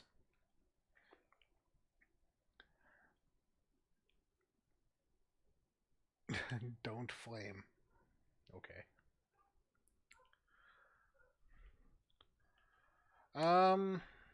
What else is going on in you guys' lives? Anything you guys want to talk about? Well, I mean, yeah, go on, Josh. Go ahead. Mine's going to take a little bit longer, I guess. Well, mine's going to be really simple. At the moment, for me, I mean, it's the post-COVID thing is taking up my time. So work was really hard to start with. I find working from home on certain types of work pretty difficult. Other types of work really easy. And of course, at that moment, it was kind of the wrong type of work to be doing at home. So I found that pretty hard. And now, of course, I'm getting back to because we're able to increase the number of people allowed in work. So I didn't have any issue with being laid off or furloughed or anything like that. But I have, a lot of work to do. And now I'm being allowed back in the office. The hours are disappearing. The time that I could spend being distracted is much, much less than it was. And so, game playing time's a bit more compressed. Kids are growing up, it's all of that stuff. And of course, it's summertime, and I don't know about you guys, but noticing that actually spring just passed by while we were all locked in our houses and everything else, and early part of summer. And driving home from work the other night, it was I think 9:30 p.m. And I thought, oh, what's this? The car turned its headlights on, and it's, it's dark, for goodness sake. So the nights are drawing back in again, and I kind of don't feel I've had summer yet. So need to do some work on that front. But yeah, that's me really. Hey, there's Dart Squirrels. Wish these Yay! were planned out more in advance. I feel every time I miss them because you guys decide. You can hop in right now, Will. Come on. Yeah, in. come on in. Come and join us. Yeah. There you go. We were You know just what to do. congratulating you on the affiliate and affiliation and everything, and being a great achievement. So yeah, more than welcome to hop on in. Still got at least half an hour to go on this thing.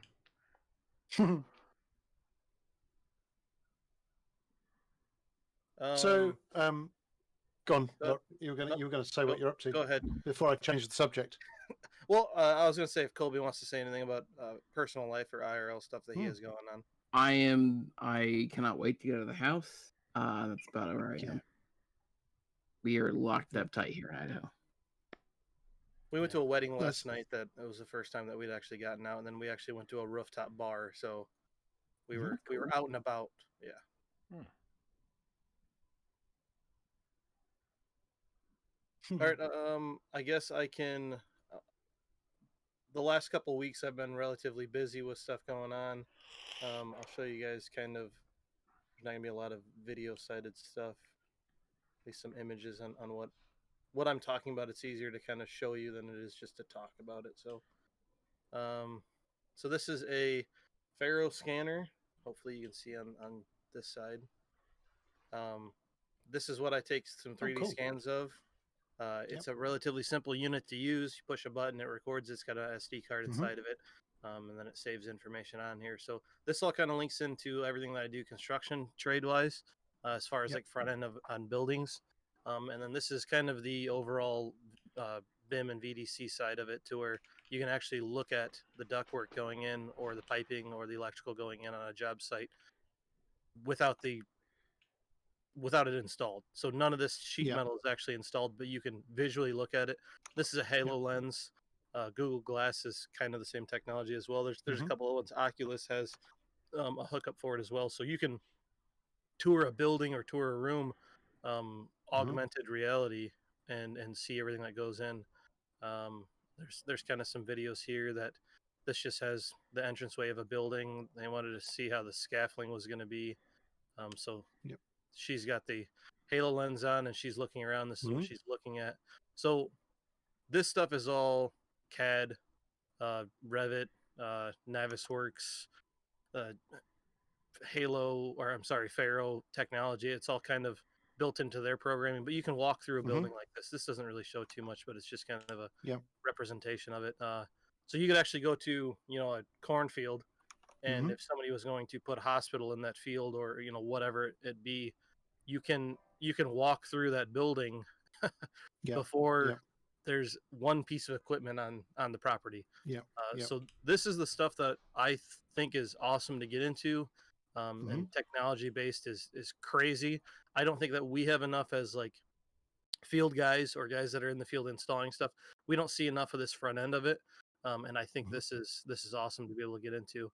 I have some other stuff and some videos as well too, but there's a lot to it. And I think you said before that your trade is kind of a bit split. So there are some of the older guys who perhaps just, I don't need any of that. I know what I'm doing. Right. And want to work off paper, and that's fine. And then you're kind of on the more early adopter kind of scale. Yeah. And, so pick up all of that. I'm not to the point where it's like we don't need any paper prints. We don't need anything at all. Like I always think that we need a paper for reference, for checking zero, for having a base on your actual knowledge and what you can see. Because there are guys that I can look at a building or look at a print and know that if this is north and I'm facing south, that everything's this way. But there's still guys that turn the print table around, or they have to face the And there's nothing against that. I completely understand what's going on, and it's visualizing the job site and seeing what's going on.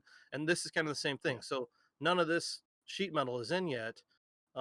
You can go through and install it all, and then you can go back and look at it to make sure that all the pieces are where they need to be, or if something got changed. So like all this plumbing system over here, I'm assuming it's going to be radiant panels or some kind of interior heating cooling system. You can see where that's all going to go. So if there's something that's going to go through a wall that could be a situation, you know, a couple weeks from now or a month from now, it can get taken care of before they start putting the system in. And this is all like kind of front sided as far as like being able to go out and scale a job site, get all that information in, scan the entire building, and see everything that's going on. But then this also helps out a lot for ordering materials, knowing what, you know, how many 90s you're going to need and 45s, and having that large material list taken care of on the front end of stuff as well too. And then obviously with quality control, because you can see what exactly you're going to need and if there's going to be any problems or any kind of, you know, situations that you'll see in the field. Some of these videos are pretty good. I've kind of talked to you guys about this stuff. I use a total station to do layout for sleeves and penetrations and things. These are, oh, so there's like an offset that shows here. There's probably something going through the floor here. The hangers needed down below. So what they'll do is go through and I'll set all these points out, and then all these hangers will go into the plywood or into whatever the structure is. They'll pour the concrete down. That hanger already be in the concrete in the ceiling above. When they want to go install something, they just put a threaded rod in it and it's done. They don't need to drill into a bed or do anything crazy. It's already set in place because on the front end of it, it's already been taken care of. This is just kind of the same thing. This shows penetrations going through the floor. We had problems at the last job site that I was on because we had some piping from a P-tube system, which is like at the telebank or at the bank when you drive up and you put the little tube in the suction tube and it takes off and it goes somewhere. They have that in the hospitals on a bigger scale for transporting blood, transporting information to other sides. So we had some problems where sleeves were going through the floor and it was being problematic. So this is the stuff that I'm trying to get into and understand now, and go through some online schooling and things. So during the day, I've been going down to my local hall, sitting on the computer all day and taking courses on what I'm actually, you know, going to hopefully get into sooner or later. The Pharaoh, this scanner here, so this is the shot that this will actually take. So it takes a visual shot of it, as well as these are all points. So you can actually grab one of these points and then measure from one to another. So it's just not an image, it's an actual 3D layout of the building. So all of these pixels you can drag from one and go to another. So if you had a flange on one side of the building or you had a penetration through a wall and you needed to go to the opposite end of the building, you can click on that point and click on that point. It'll tell you the dimension, tell you how the distance, the best way to travel and everything.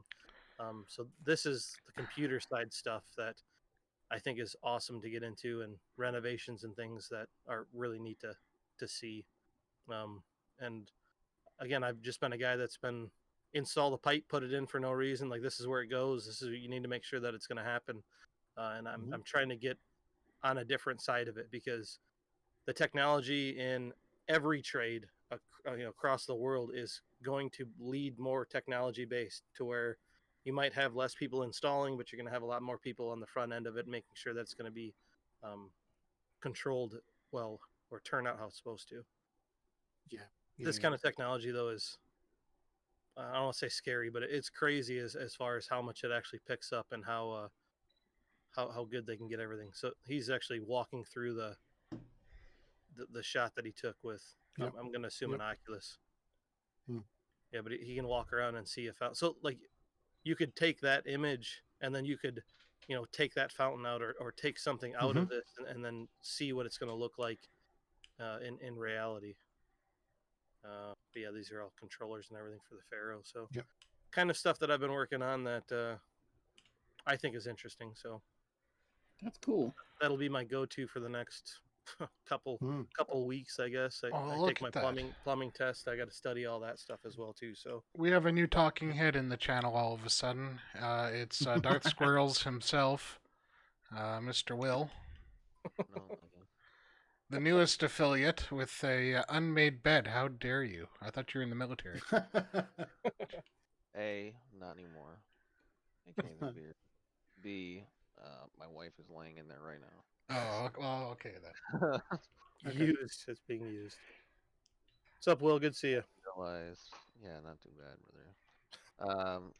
I just got a notification from Twitch saying that my custom emotes were approved. Finally, Nice. Cool. Nice. I've got to do putting that them at in your some point. chat. Yeah. Putting them in your chat. Mike. Oh, look at those. Yeah, I got Nice. They are one cool. of me Yeah, raging, good. one of me excited, and then one with my little logo. Fantastic. Those are really well done. Pretty cool. Being affiliate I'm isn't all hoping- just fun and games. There's actual work and time that has to go into giving people something to Yeah. do. Right. And Do you know, Will, and- when you posted up that list of the things that you needed to get sorted, my heart sank inside because I just know that I'm going to be doing them all myself, and I was thinking, Oh. where's that time going to come from? When am I going to? Yeah. Seriously, when am I going to get to do that? There is a Yeah. balance between time and money, and yeah. Yeah. Sometimes I- it's so I faster take- just to. Yeah. As you guys know, I buy the absolute minimum of anything, and if I can do it myself, then I say I'm just going to do it myself. Oh. Sometimes the results are okay, and sometimes sometimes I should have bought I it. am not But, very yeah. artistic, and I'd rather actually support the the artists on Fiverr that That's need commission. Yeah, that's That's a good. fair. Yeah, agree. Plus, they get done right away.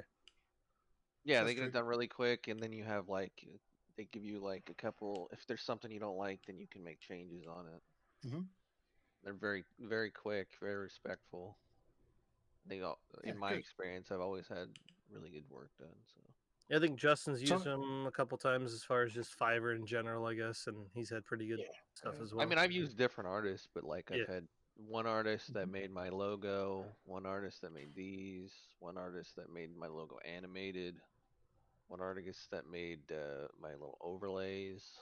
So If you guys look at my overlays and my my channel in general, that you can tell that there's not a lot of money that goes into this production, but They're there, though. It's there. You can have Dude. them, yeah. I think I mean everything I've kind of read and heard. It's good. It's good to have a brand. I think, and probably the things that I've noticed most are that your brand is kind of your face more than more than any of us would want it to be, perhaps. So I've got it took me a little while before I pressed that button and turned the webcam on. I was not up for that. Oh, But I've kind of got used to it now. I think it's like I didn't really have a problem with it because when I first started streaming, we were in Midwest, so Mhm. He said the Everybody name already- that shall remain nameless. well, okay. So I mean, most people already knew who I was, so anybody who was checking into the stream, it wasn't like people I didn't know, so Right. it wasn't Fair Yeah. enough. it wasn't a big deal for me. They'd be No, like, I "Oh wow, that's what you look like," type Yeah. deal. I was like, "Oh, yeah, what's up, man?" I think having a cam on stream though is something that I don't want to say it will bring somebody around, but keep somebody around because they'll at least see interactions and how you are. But Right. Just adds I don't that know. little edge. There's definitely times where I'm like, yeah, I'm not gonna stream because I don't want to be on camera. I don't feel like it now. You could be like Kobe and not even be on Yeah, camera right. on the podcast. You know, camera. He does it for meetings and Yeah. stuff though. Did you guys ever Oh, yeah. talk about this Mhm. Canadian trip that you guys were planning? No, We we had haven't talked to Josh about it. Oh boy. so there's for anybody watching, On live, go ahead. as you all know, we all live across different portions of Canada, U.S., and in Richard's case, England. We've all been friends for a while, and we have video conference calls, almost weekly, but never met in person. So what it kind of just started to come together this week, I guess. Kobe and I and Will actually looked at plane tickets and such. I've offered up my home up here in Canada to you guys to come and visit and give you some good old Canadian meals and a tour of my little prairie area. If you guys are up for it, in the May time frame. Oh, that'll okay. So Yeah, I don't have any issues with it. I just like to know if this is gonna happen, what dates, so I can get my tickets super cheap. So Yeah, we were flights are thinking cheap. the week of April 29th to May the 4th ish, something like that.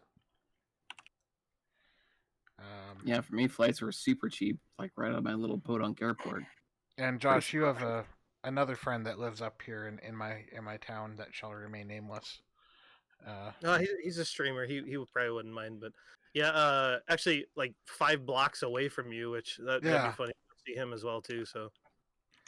So we could have a all-in-one talking head podcast while we're up here. Well, 2, I guess, with Richard. And... Yep. Yeah. Unless Richard wants to hop on a plane. Or I could just allowed in Canada. I could just use some of my Air Canada flies from Heathrow quite readily, so it could happen. There you go.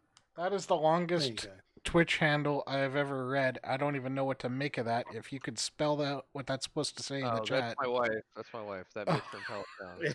Oh. Ah, okay. No, that's what it actually means too. Star Wars Day is movie day. I came across obviously your better half's name before, and I thought, okay, I'm going to guess it's somebody Will knows. So yeah. So hi there, Will's other half. How you doing?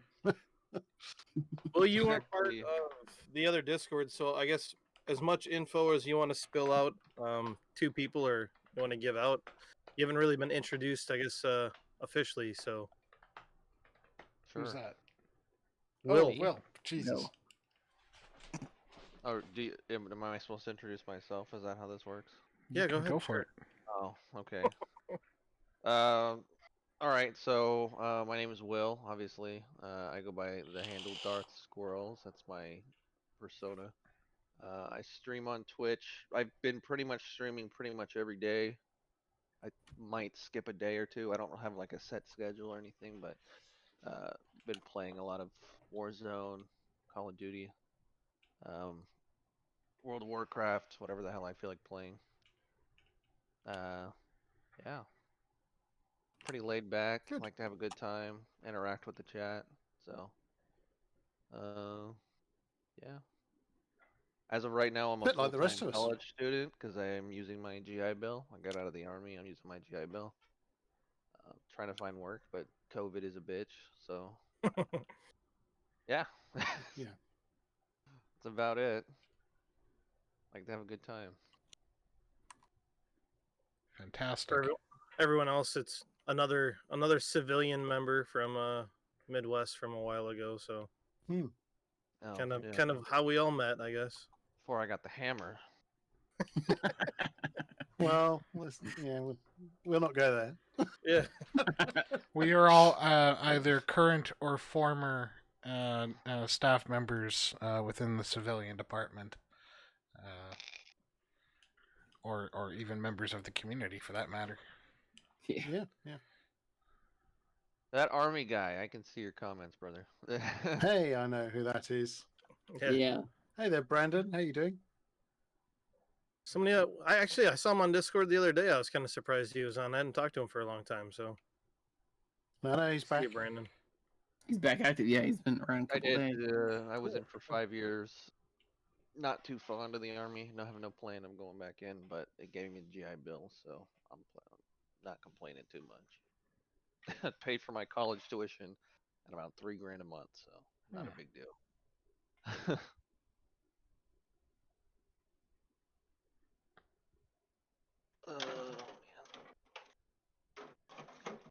My unemployment stimulus, that extra money that we were getting for unemployment, has terminated or soon to terminate. So I guess we'll see what happens with elections in the states and how that all goes.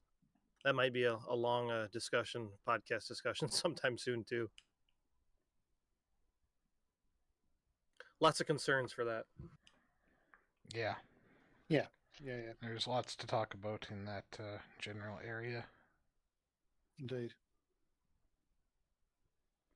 So, are we up to talking about what we're doing next streaming wise, or what was next on the agenda? We can talk about that.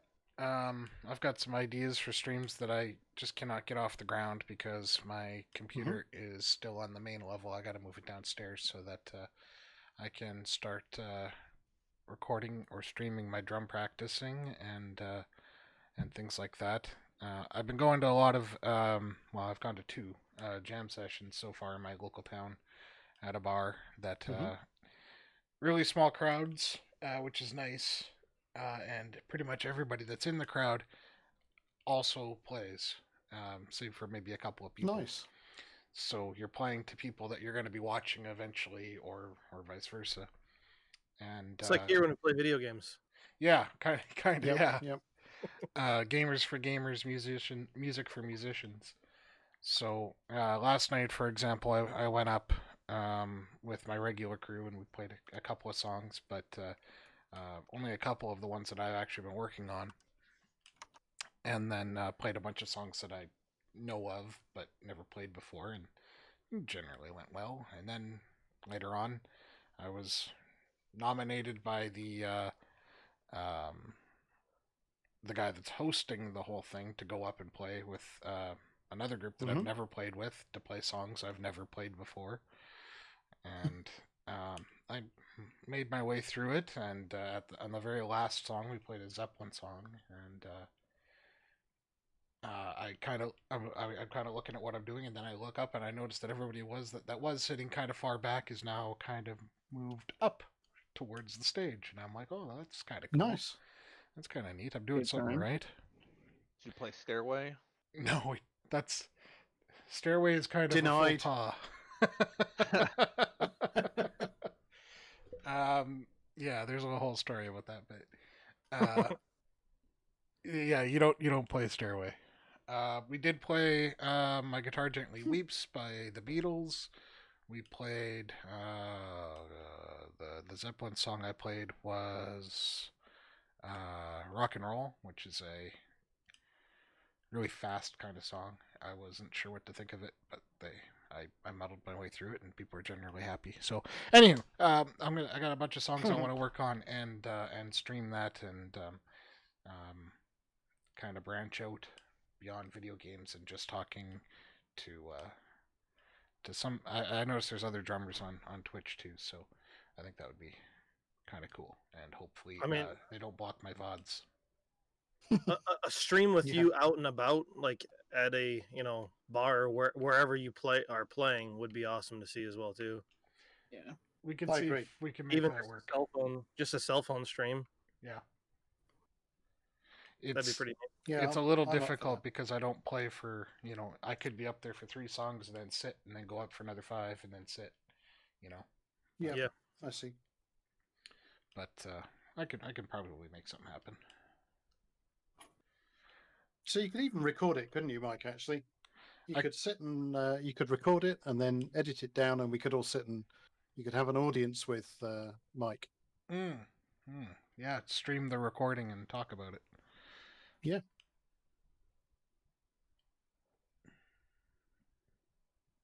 Richard, you got anything coming up? More DCS?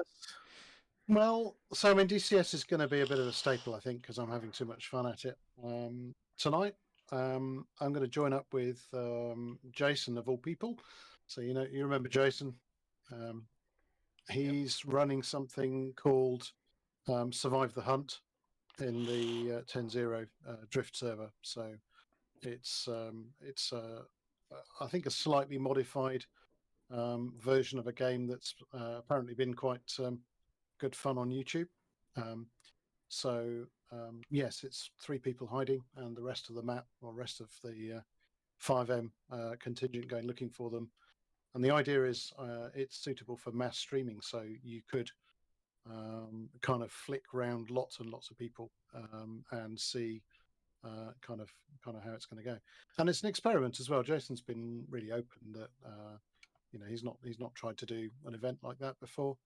And so yeah, I'm along for the ride, and I shall start up my stream a few minutes before midnight my time. So that's I think 7 p.m. Eastern. So Yeah, late one for me. Late one Yeah, for I you. won't. Yeah. Yeah. I mean, I won't be on for hours and hours and hours, but I will sort of stick around for the first couple of rounds, I guess, which should be good fun. And we'll see how it goes. That's good. Jason's been talking Nice. about that for a while. Yeah. What's the Yeah, I obviously wish him well. Sorry, I noticed that he changed his name, his whole entire persona from Direvex did. to I am you. What Yes. Don't know. I think. Well, his explanation when I think I heard somebody else ask him the same question. He said he got sick of people misspelling and mispronouncing the Direvex bit. So it was either Dirivex or Dirivex or, and I guess he just kind of realised that the identity was problematic and kind of sought to change it, which fair enough. I'm perhaps less caring of my identity, so it'll just be what it is. It's unlikely to ever require any maintenance through me being too popular or anything like that. So yeah, it's all good. So yes, I mean, come along and watch. It should be interesting. Brandon, what kind of issues are you having with the stream, and is anybody else having any issues with the stream? So I'm seeing you fine. In fact, actually, I got you up on Firefox the first time, Mike, by lowering the resolution setting. So I've had some problems getting Mike's stream on Firefox at 720p, but just by knocking it down one setting, it's been flawless. But yeah, interested to know what. Yeah, Brandon, error 3000 is the Firefox issue. Try it on Chrome and you should find it works. Yeah. Firefox. So I really rate Firefox. I use it every day. Are you on Chrome or IE? Because it's two different. Internet Explorer. I'm so sorry. I am currently broadcasting between 4,600 and 5,300 kilobits per second, with 0% error at 30 frames per second. I don't know what to tell you. I'm getting no frame loss here at all. Yeah, it's all good. It's all good on this side. I've been watching. No, it's a Firefox issue because Mel and Ken as well had the same issues. So. Oh, we switched it to 720p, and that seemed to fix it. I wonder if that's a thing. Resolution. It is. Okay, that's what Brandon, I did. Just settle down. Take a breath. Take a breath. Take a walk. Yeah, Jesus, man. Holy crap. Calm down. A little bit of an over-exaggeration, okay? Because it's not that interesting. The VOD will be available. Due to Shit, I'm missing the podcast. You showed up 2 hours late anyways. Oh, Brandon. Yeah, good.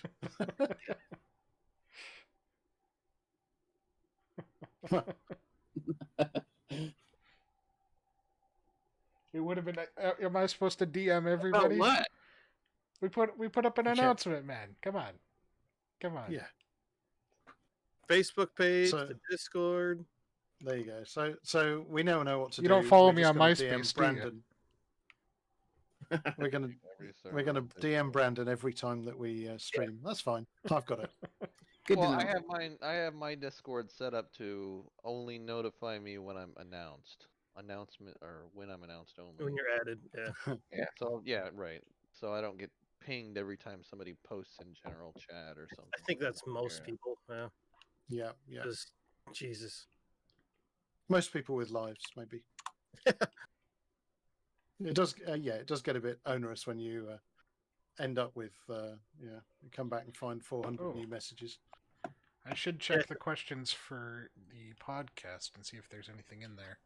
I think at one time when we first got Civ COC for Midwest, it was like 83 pings overnight on Discord for no reason. I was like, that's normal. channels. These are getting muted, and I'm never gonna look at them again. Brandon, the answer to that Yeah. question that you posted in podcast questions is no. But for you, yes. With an asterisk for anybody, I guess. Is weed bad? That's my question. Oh my god. Depends on what state you live in. Is it legal where you live? If the answer is yes, then it's not bad. If it's not a problem, it's not a problem. I guess you can say that of anything, right? Yeah. Right. Hey, if I you mean- can control your methamphetamine addiction, I mean, do you think alcohol's a problem? Yes. Do I think weed's a problem? No. But that's individually. That's just Yeah. It's an but is individual. alcohol a problem if you don't make People it a problem? addicted to caffeine, for crying out loud. Yep.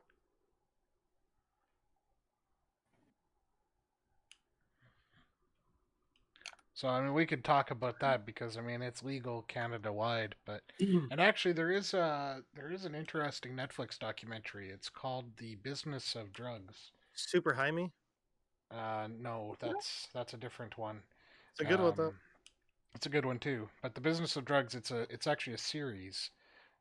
There's a CIA or FBI agent Talk that about talks about the different drugs and the she really goes deep. She takes a deep dive on it. She talks to the people that are dealing the different types of drugs or narcotics in the States, and then also follows the trade route, goes to where they're being developed, talks to people that are farming the various things or developing them, and it's very, very interesting. And the one on pot and how it works in the United States and the legalization of it and how hard it is to get into that business is very interesting. Yeah. If you're into that sort of thing. I'm not into any of these things myself, but it's No. you hear about the war on drugs and how much it's costing, and then you'll do an investigation on what the actual effects are, and it's not very effective. I guess it depends on the severity of like what you're talking about, because some people across the board are going to say it's all bad no matter what. So I mean, we have people here that don't drink. We have people here that don't do a lot of stuff. So it just kind of depends. Well, it's like prohibition, like with alcohol. How effective was that really? Was it worth fighting? Yeah. Is it better now? Yeah. It's funny that looking back on prohibition, it's generally considered frowned upon. Yeah. Yeah.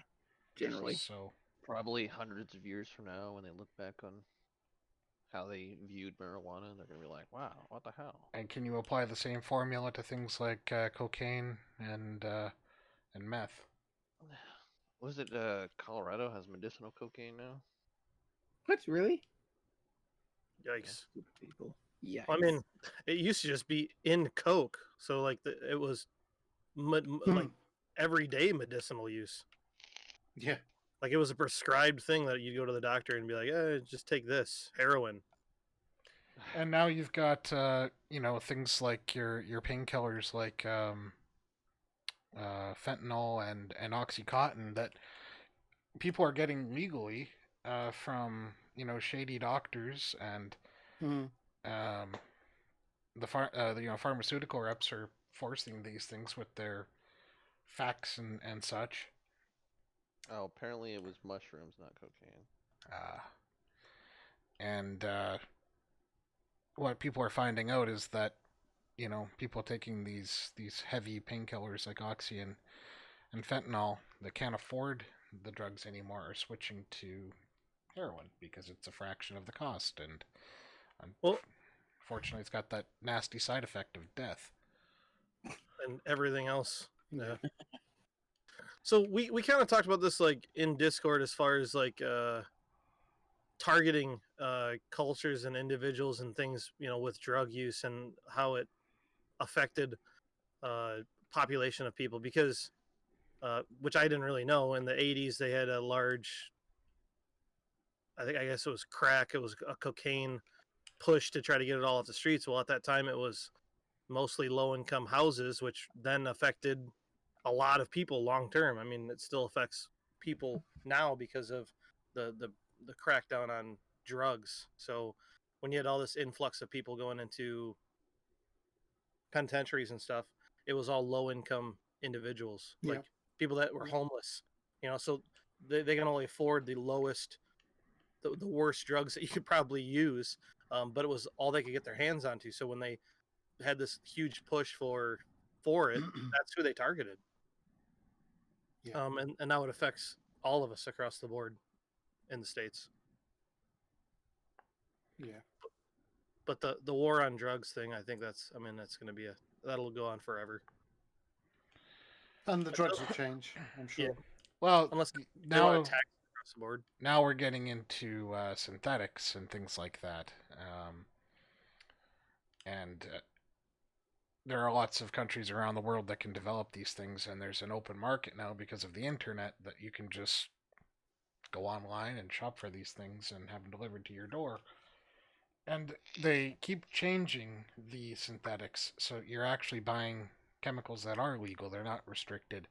And then there's government agencies and other labs that are, looking at these things and trying to, put laws in place to make them illegal, but then the developers are 2 steps ahead of you and changing the formula to make things more legal, and it's just a vicious cycle. So Yeah. my stance on it, because cannabis was a fun time in my lifetime. I got into drinking relatively late. I didn't even drink in high school, really. Once I graduated, I drank. There was a 5-year period of not a lot of memory. I now with my career, I won't be able to. Even in Illinois, legalizing it won't affect me because it's still going to be a union sided thing. So I'll still have to take mandatory drug tests. So until it becomes clear across the board, which I don't think it ever will for me, I can drink all I want to, but I can't do anything else. So I guess that'll be my continued stance on it. Yeah. We could talk for hours about this particular topic, and I think Brandon's trying to change the subject a little bit. So maybe we'll follow his cue. I don't know, and pick up on that in another more serious debate. He asked the question though. What would you say is the hardest thing for a small Twitch streamer to make it? He goes, I think I'm all big. of us Sorry. are small. I think all of us are considered small streamers. Yeah, absolutely. Yeah, we are. I mean, we're all under Tiny. 200 Tiny, followers, I believe. Yeah. Yeah. We have a combined total of maybe 800 followers. I don't think anybody in our community is a Twitch partner, so. No, I don't know personally a partner. No. Yeah, and looking at it, I can't see, well, unless something amazing happens. Well, unless one of us just gives up our day job and everything else, I can't see any of us making a partner, and that's just not going to be a thing, I don't think. The biggest streamer that I know, I think, is Mel D, and she's got like 800. She might be at 900 followers now. And she gets maybe 35 people in her stream, which is half of what you need to be partner. Yeah. So, sorry, go on. I got one buddy, Zegers, who I do host quite a bit. I have him on auto. I've known him for quite a while. He plays WoW. He's also a fellow Canadian. He runs usually like 100, between 75 and 100. He still doesn't have a partnership with him. He started like 5 years ago, really small. Like I wasn't even affiliate yet. He helped me get affiliate. And then I helped one of his friends get affiliate. We just kind of watched each other back and forth. But he doesn't have affiliate. He has a pretty good community, but it's all World of Warcraft now. He's been playing that for a long time. But that's the other thing with partner is you can have your affiliate. You'll get that automatically. You fill out all the paperwork and all that. But to become partner, you have to check all the boxes, which is the followers, the view count, hours streamed per month, and then there's something else I can't remember what it is. But then once you meet those requirements, then you have to apply for the partner program, and there's no guarantee that you even get it. So he quit his day job to stream full time. At one time, he had I think he had half of his followers were subscribers. So he had like 60% of the people that were invested in the community were subscribers on his channel, which was awesome to see. But it just shows how rough it can be to try to get people to be around. Like funny enough, I think having a community that you can be part of is probably the best route to take. There's power in numbers for sure. So, Brandon asks, so what is the so what have you? Brandon, your spelling is So terrible. he's trying to expand his question. So when he said originally, what would you say is the hardest thing for a small Twitch streamer to make it?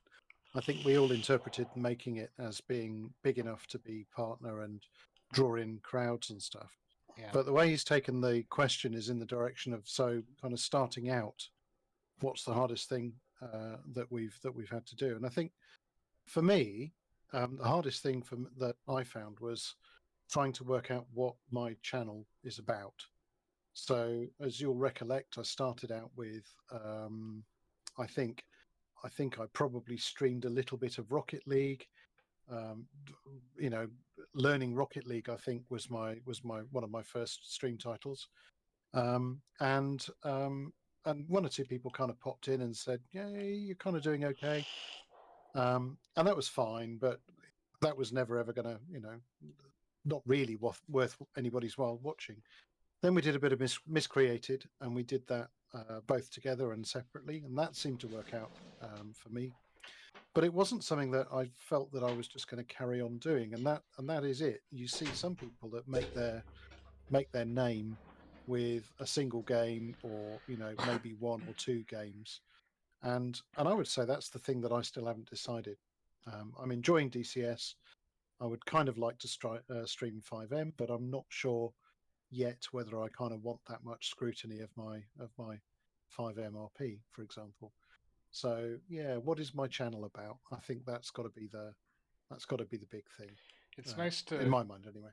It's nice to keep your brand a little bit more broad, rather than just one particular game. Maybe. Yeah. I think it depends. I mean, if you want to stream something just to get viewers, you're gonna have to probably stream something that you don't maybe enjoy 100%, and that's not why I want to play a video game. So no, and I wouldn't do. I just wouldn't do that on principle. I'm there to have fun, and if somebody's watching and having fun with me, that makes it double the fun for me. I don't want to sit there going, "I hate this game. I don't want to play this game."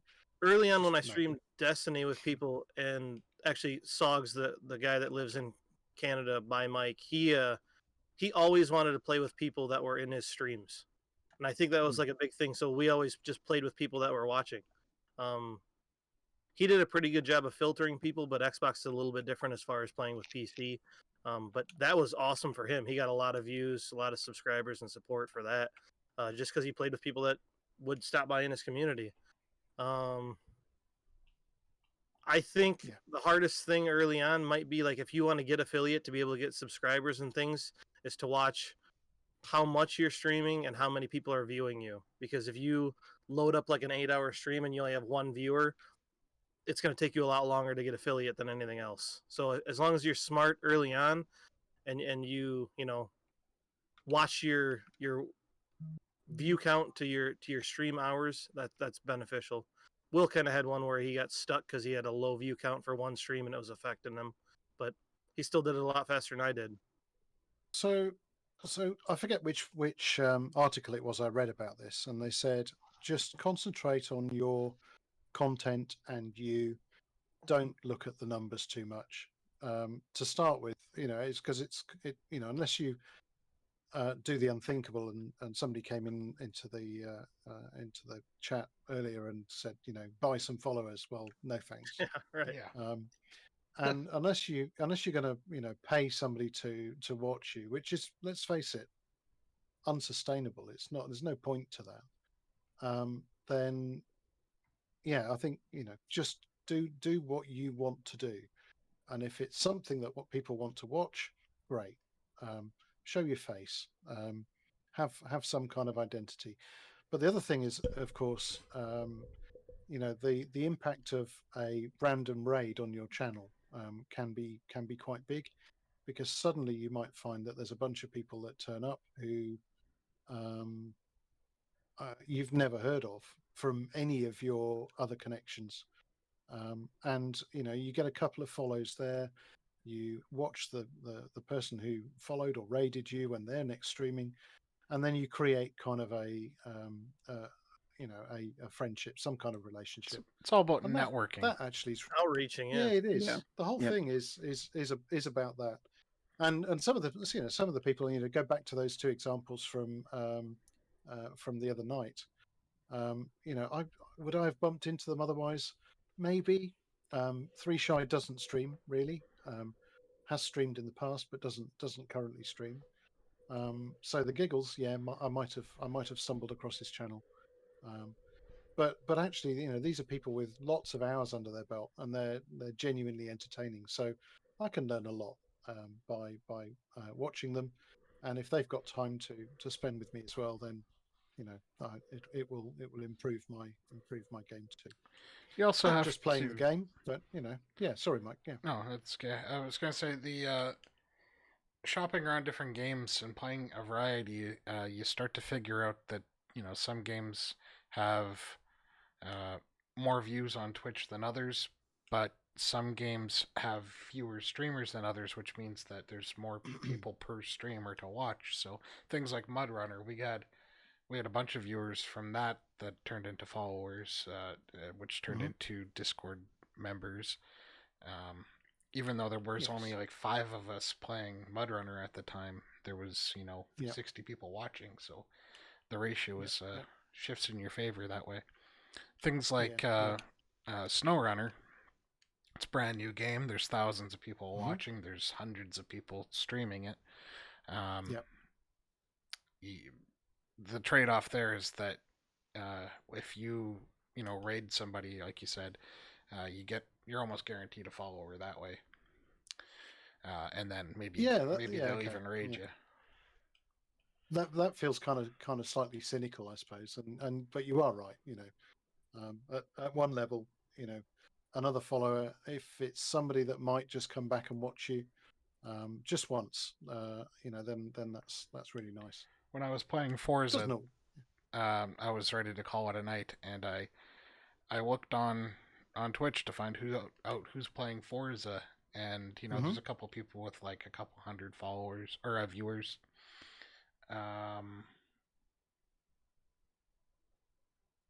Yeah, sorry, you can't post videos in the chat, I think. So you got to follow out of it, and then probably...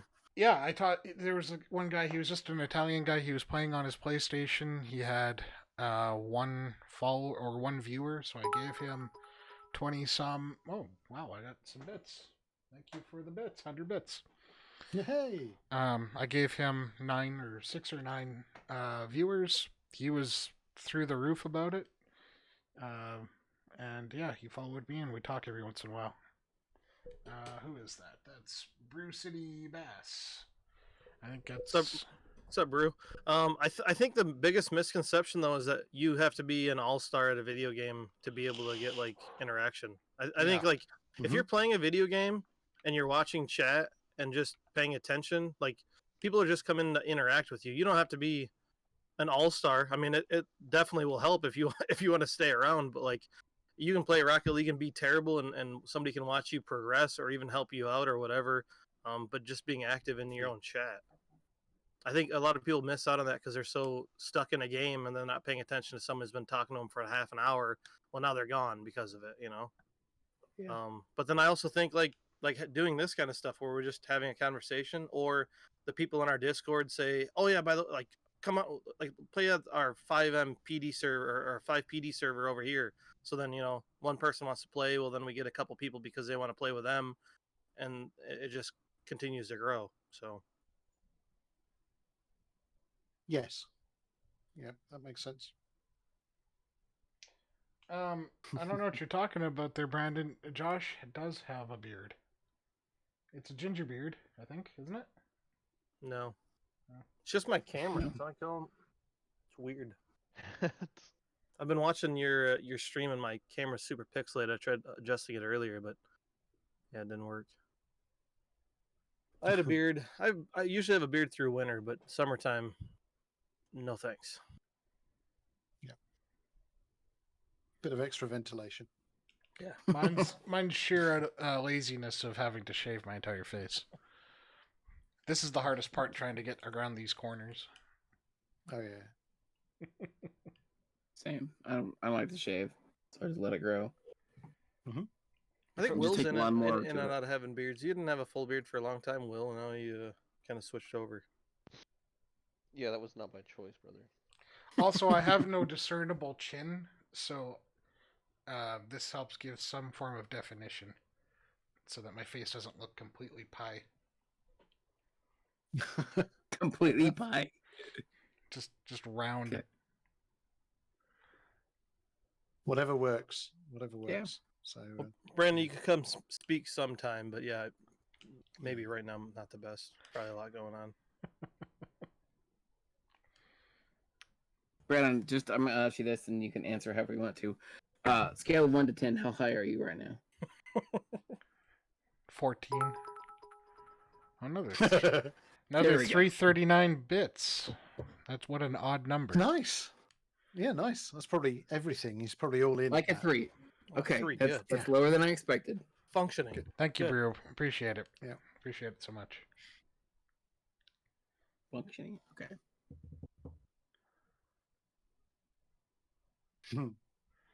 How do you feel Brandon- about the stock market? Learning it yourself? I'm almost Brandon, to that's the- fun because I have these times where I want to try to invest some money because I have money from we're going to be purchasing a house, so I have quite a bit saved up that I could kind of mess with, I guess, or at least a small chunk of it. But as far as like making it a daytime or a daily, like your full time job, I'd be crazy to try that. Actually, the streamer that I was talking about that quit his daytime job or his full time, that's what he does. Is so he streams through most of the day, and then he does stock market, I guess, whatever he can. He's a day He's made trader. quite a bit of money doing that. So yeah, Nice. It's what my he's mom enjoyed it. has done in her retirement. Is she follows the stock market pretty quick or pretty closely, and then invests a little bit of money. And Well, now it's you can have an app or you can do it on your computer. Like There's- it's so much easier to do now than there are it used to be. websites that you can log into and set up a profile and like a portfolio, I guess is what the word is. And so far, I think she's made more than she's lost, so that's good. That's the goal. Stay ahead of it. Yeah, Brandon, it's probably one of those things where, if the more you start with, the more you can gain from it. But I don't know. It depends on what it depends. So for me, I have investments in 3 different stocks, and I'm doing okay. But I started when I've made my first investment when I was 15. Okay. Yeah, it's not I bad. let my But yeah, bank manage that stuff.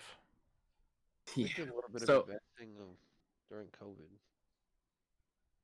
Well, Not too much I'll of a tell you this. gambler. That's what I feel like. It's always a gamble, so I don't gamble A too few. much.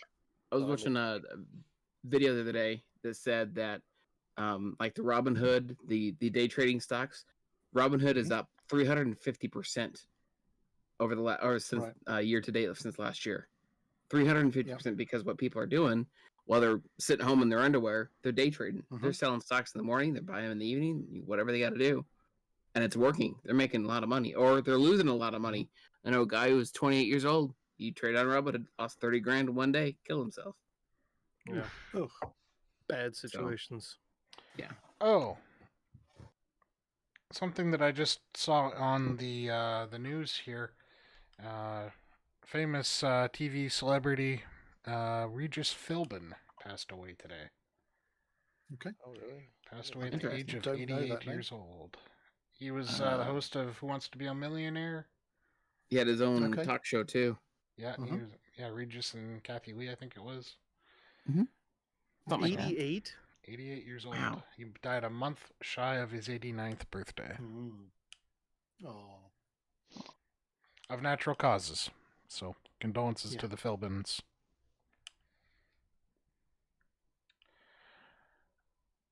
Yeah. Shame. Did I ruin the moment? I'm sorry. No. Just it's there's a big long list of of old celebrities that you could probably probably go down that have disappeared over the last last few years. Robin Williams. Dang it. That one hurt. That one bit. That one hurt. That one That hurt hurt me a all of us, lot, yeah. actually. Yeah. Robin Williams. was Alan like Rickman as well. 6 years ago. Yeah, that was Yeah. that was a while ago. Yeah, it still It was. sucks. It still Yep. sucks. Right, Alan Rickman's Brandon- good, yeah. Brandon, I think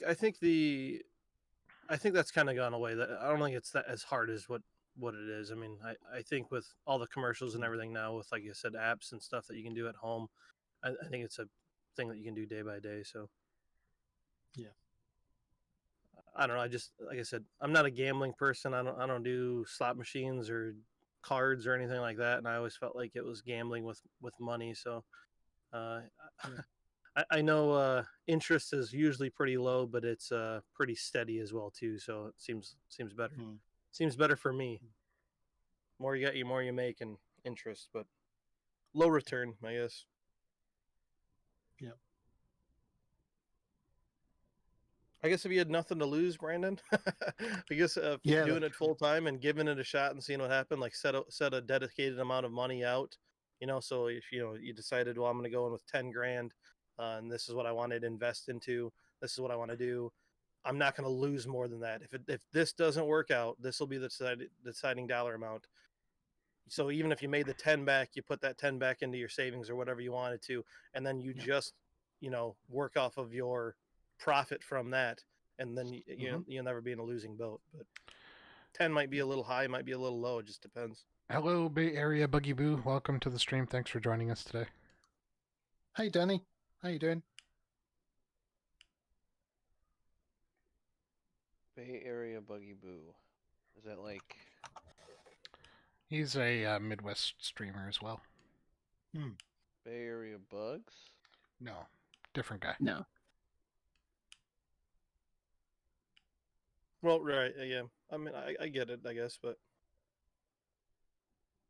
yeah. So I hate to be the party pooper. It's I need to go off and do some family things. It's quite late here, and the kids aren't in bed, so I need to go and deal with that. We are surpassing the 2-hour 34-minute mark, so it's totally understandable. Yeah. Yeah.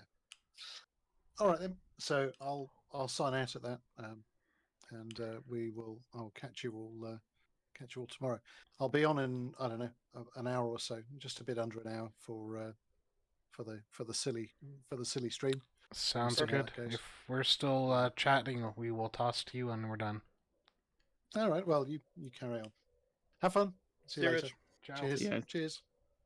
I am gonna have to head out as well, guys. But I'll try and keep the stream up. sounds good. Sick dub. Yeah. Yeah, I don't know. Day trading always seemed kind of scared of it, kind of worried about it. So I'll stick away from it. But I see the appeal to it and everything else. So. And then there were 3. I was using Robinhood, and I made a pretty good amount of money off of Bitcoin because I bought in while it was low. I put in like $3,500, and then when it hit 10 grand, I sold it. Yikes! So I made probably like two or 3 grand off of it, and then I sold. I bought Tesla for like $400 and sold it at like 8. That would have been a good buy. Do you keep up? Is there something that you watch, like Facebook posts or something that you? No, I was in a. I had joined a Facebook group where people would like post what's going on with the stock market, and different posts and stuff. But then me and a friend ended up making our own Facebook group, which actually ended up getting like 500 people joining it, which was pretty good. But then I had somebody got into my email, and they were like hacking all my stuff, messing with all my stuff. So basically, I reported it because they were like trying to take money from my Robinhood account because I got into my account, and then Robinhood locked my account up. And then I told them, hey, I got to change my password, enable 2-factor, this and that.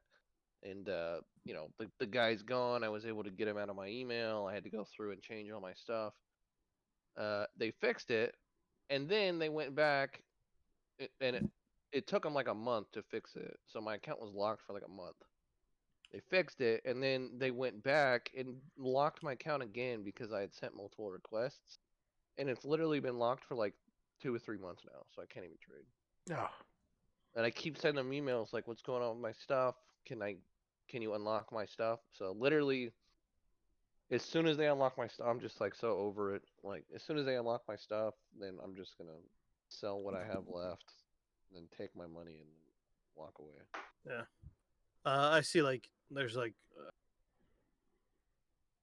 Yeah, they stuff have on this Facebook all the terrible, time. And terrible customer service. Robinhood is horrible. stuff on Facebook all the time, and people on TikTok that have like daily things that they go invest in this and that, and it's neat to see all that kind of stuff. But I just always wonder like, so like the one dude was like, go buy all this on TikTok, like go buy this, go buy this, go buy, and it's like, how much is that going to affect that? You know, like what's going on for that?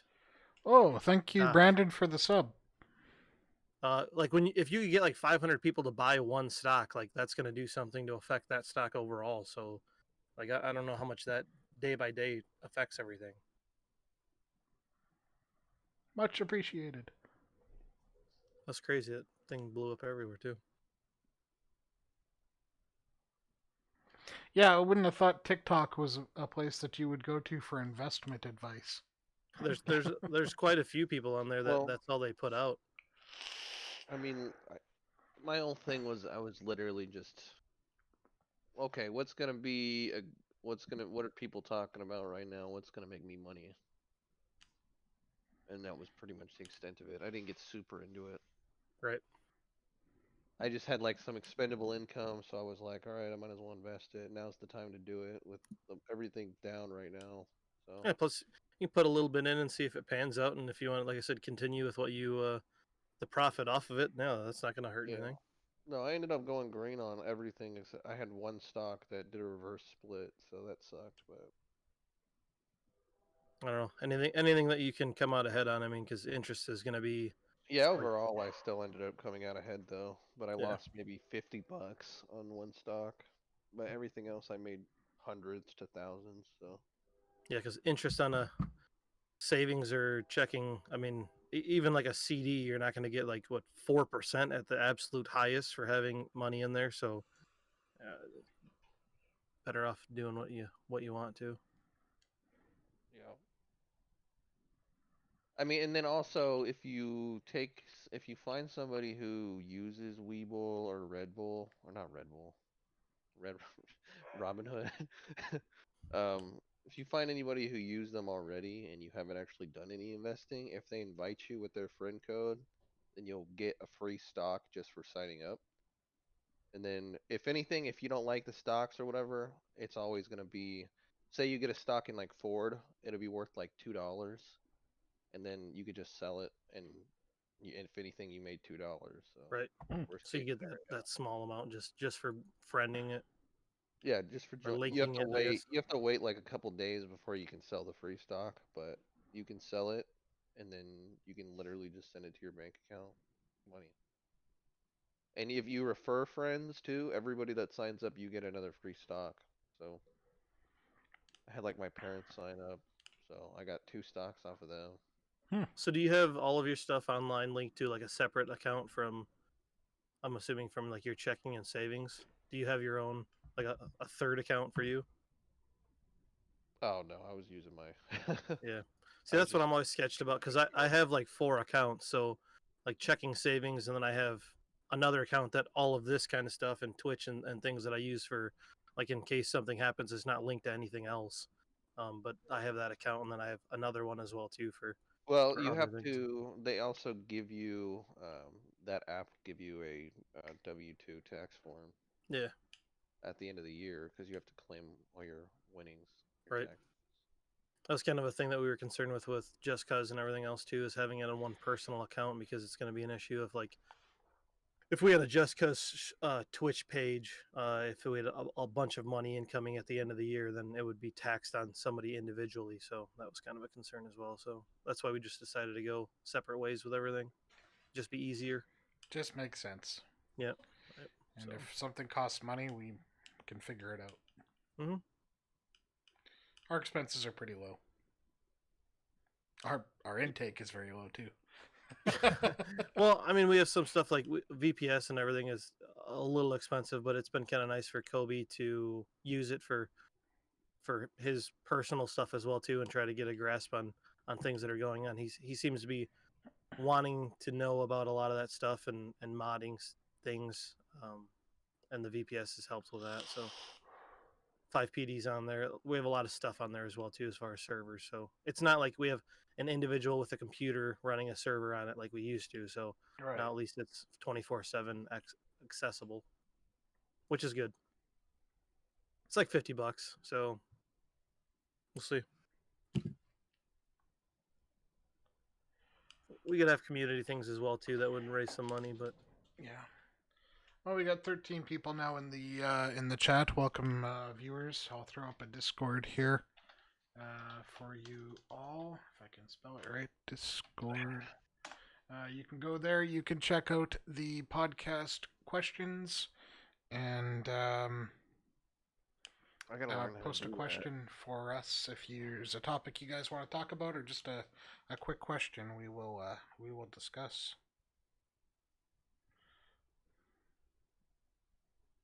How do I add like a bot command like that on my channel to where it'll... You will need to go into your bot on you- your, like, if you use Nightbot, you have to go to the Nightbot website and manage that. you can actually do it manually on your chat, but if you want somebody to do it, you have to make them a moderator. So a moderator can actually make commands as well too. If you want to visit or follow any of us, you can go to the website, and there you will find the pages of all the followers, or all of the content creators within JustCuz. Well, we're followers too. Or I guess, sure.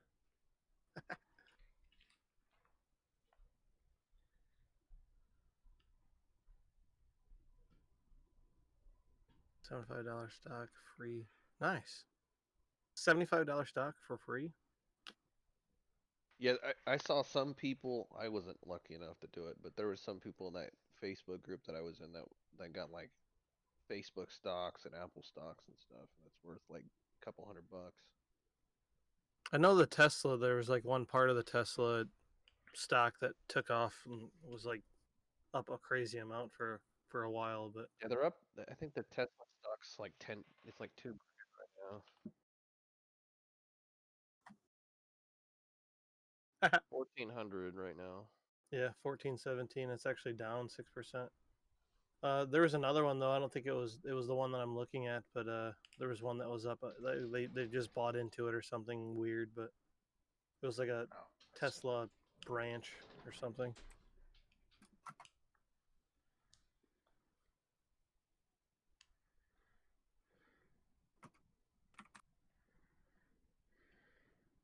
Yeah, I don't know. Stock market stuff. Maybe I'll look into it. Maybe I'll set some money aside and then just say, okay, this is what I'm gonna put into it. But my problem, I think I'll just be too involved and just constantly watch it all the time, and it'll be Hey, bad. Fire Precision, thank you for the follow. 1,600. Holy cow.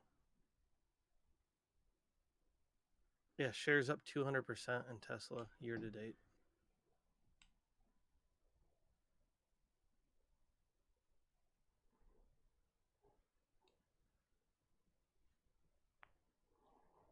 Yeah, there's a lot of technical stuff that I never really got into when it comes to trading. Oh, it's Kevin. One King 13.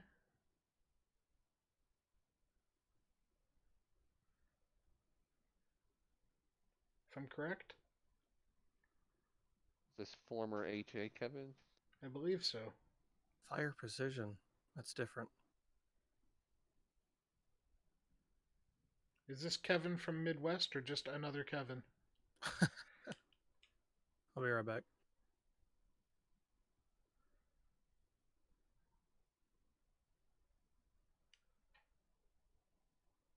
Oh, Yeah. right.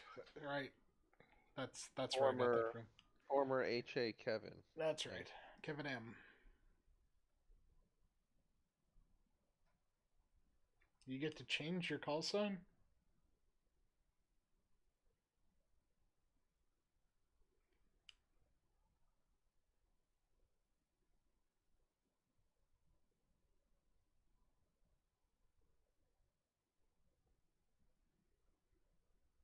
There's a bit of a delay. I don't know if you remember me, Kevin, but I'm Will G. Used to be Civ 5. 4. You were Civ 5, yeah.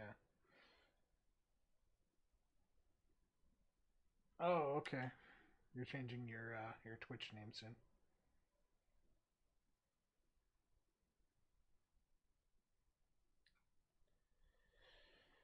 Well, thanks for the follow anyways, Kevin. I'll be sure to hit you back. You should feel free to join the Discord if you like. There's a lot of current and former Midwesters in there. And join us on any of our other games that we like to play. I'm gonna celebrate in the chat, guys. Woo-hoo! As I have Outlands PQ. Sorry, wife was bothering me. I mean, talking to me. Perfect. What's for dinner? The usual stuff. Somebody came to stain the deck. We had the hail damage and stuff that we talked about a long time ago. There's somebody staining our deck now because of hail damage from it. So.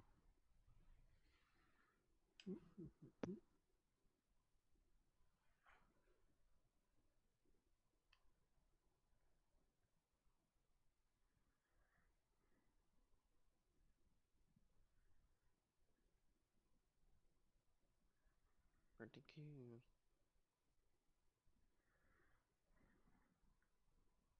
Well, what do you want to get into, Mike? You want to go into some Twitch stream stuff, or do you want to save that for when there's a bigger crowd here? It's up to you. 1 second. Mm-hmm. Well, we got 13 people in here. Yeah, we were going to talk about Twitch in general, I guess, as far as like have a conversation about it with everybody. So, but I guess we could get into it.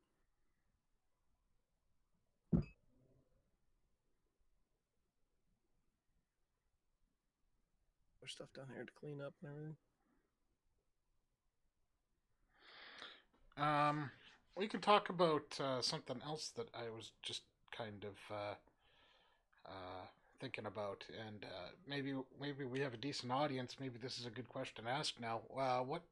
What other streams do people like to watch? What do you look for in a streamer? Is there a channel that that you guys like to watch? And I can kind of lead this off. I've been kind of perusing Twitch to try and find different games to watch, and I found that there was a D&D channel, and I thought that was kind of interesting because I used to be into D&D, and I wondered how they would make that work, and it's actually very interesting how they make that work, because some of them do it remotely, where they have like a, on the screen they'll have a window in the middle that's the map or whatever of where they're playing, and then they'll have little talking heads around the outside, whereas other ones have quite a bit of production value to them, where they sit around a table and they've got cameras pointing everywhere, they've got stats on characters that pops up on the screen, they've got background music, they've got it's really interesting. I watched one for probably an hour and a half, just trying to follow along with the story and try and get to know what the characters are all about. One of them, the people that are playing are actually all voice actors in video game and cartoons and such. So they were rather entertaining. So, when you guys look up streamers like Will and Mike, or I guess you might not even watch too much Twitch at all, do you look up somebody for like a personality or for the game?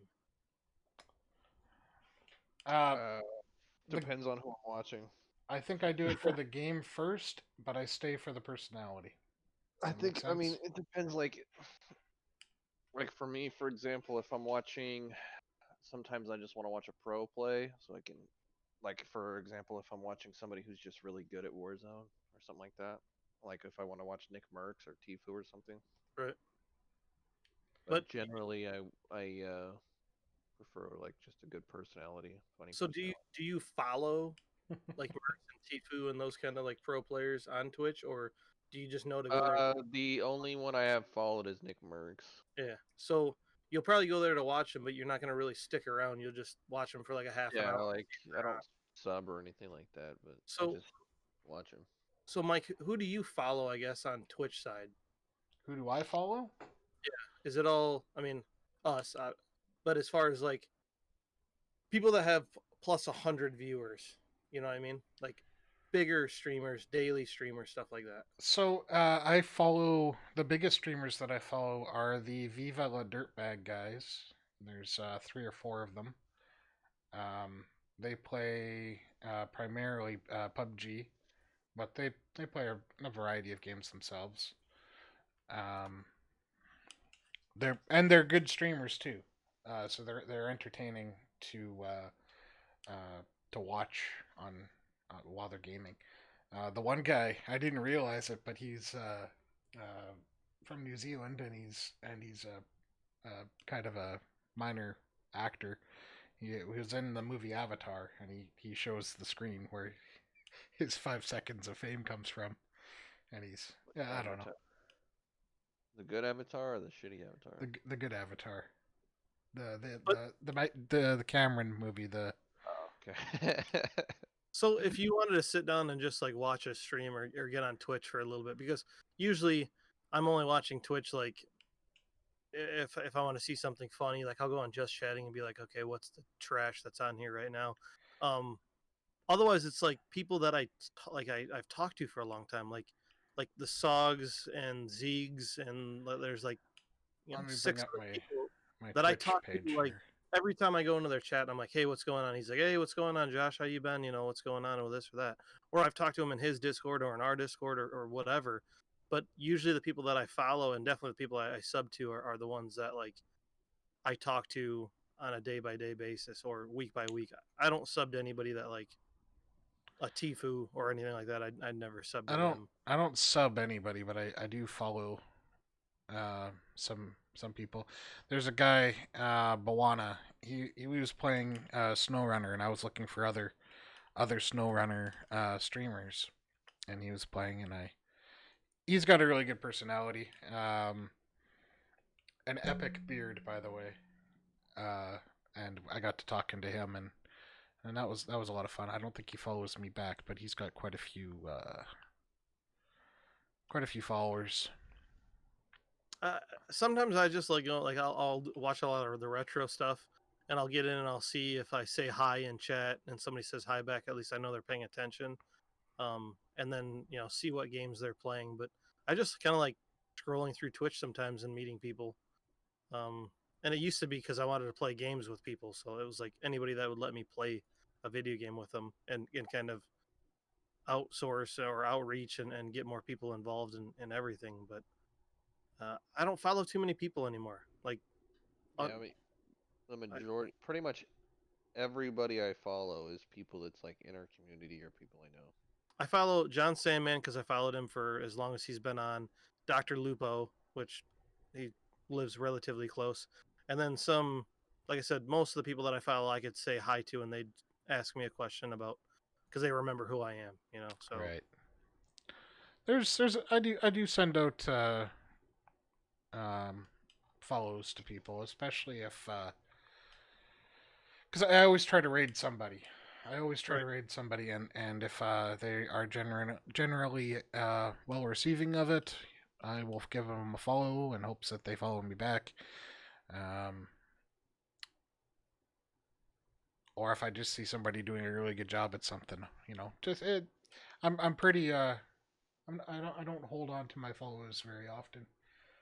I've gone through and cleansed a lot of my Twitch stuff because for a long time I was just following people that was like, oh, it's a cool game, I want to play it, and then I'd follow, and then I get on the next day, I'm like, I'm never gonna watch them again, you know, or they're saying something, or it's a different stream. Then I'm just like, yeah, I guess I don't, you know, it's not gonna fit. It's like I'm not gonna watch them. So, Right. but Sorry, you are the weakest link. Goodbye. And it's I like to watch some streams because I look for kind of things that I can do differently, and I like to watch view count fluctuate because I analyze my stats, and even in this stream that we were here, as soon as we changed topics from stocks to Twitch, the view count just dropped in half, and and it's starting to creep up again. might just be people getting on and off, and time as well, though, too. So We are getting around the dinner time here, so that's a thing. So I don't stress too much about it. I just like to keep the average up, and 10 views seems to be my wheelhouse right now. yeah, you get up towards that 75, I think we'll be good. Yeah. I want to I got to start playing games again. That's my problem. I don't play enough games online. Life's just been busy. I gotta change things up a bit. Get my computer downstairs. Start drumming away. You play Warzone? I have Warzone. I'm trash at it. But Okay. like we Did said, you play it? I've never streamed it. I play it sometimes. Stream it. Yeah. You should do a JustCuz team Warzone game where I can carry everybody. It's hard for me to stream it, so I don't know. Yeah, you were having issues. Yeah, I've tried it the one time or maybe twice. I think I did adjust some things, but I should give that a try again. Yeah, So I think I stream Warzone maybe pretty much every day. I was having problems with 5M and Warzone, but I think I resolved some issues that I had. Oh, hey, Skylar. I don't know why the sound is fuzzy. It might do that the first little bit of the stream, and then it should work itself out. Sounds fine to me. Seems like it might be an issue just with people's individual browsers, actually. Seems like it's what it is more than anything. How many tabs do you got to open? I know your connection is kind of... Or what browser are you using? Or browser. Chrome seems to be the best. 3. Yeah, or... What's the new one? Edge? Kent said Edge was working well too, so... I can't stand Microsoft Edge. Yeah. I had an old tablet that I used down at the hall, and it had Windows 8 on it, so I put Windows 10 on it, and it had Edge automatically prompted me. I'm like, yeah, no thanks. Yeah. I'm cool. I'll stick with Google. My computer just updated the other day too, and it like updated Edge and was trying to like do this whole thing where it was like forcing me to do setup and stuff. I had to go into Task Manager. Maybe that's what mine was doing too. I noticed on my last update, I now have a different, Edge is completely changed, and it reset as my default browser again. Right. Yep. It wouldn't even let me close it out because it was like trying to force me to update and do all the setup for it, and I had to go into Task Manager and force it closed. Thanks, Microsoft. Doing good. That's exactly what I had to do. And I was like, no, nobody wants to use freaking Edge. Stop trying to force us to use Edge. Stop trying to make Edge happen. It's not going to happen. It's like fetch. While I was in there, I also noticed that I had 3 processes of Skype working. I don't even... Right. Who uses Skype anymore? I'm not logged into Skype. I don't have an active Skype account. Why is it running on my system? What good is that doing me? Stop eating up my RAM. I got 8 gigs of RAM, and it wants to spend 2 of those precious megabytes on a thing that nobody uses anymore. Right. Everything's Zoom now. Zoom, I'm doing just fine with Discord. I use Teams in my browser for work.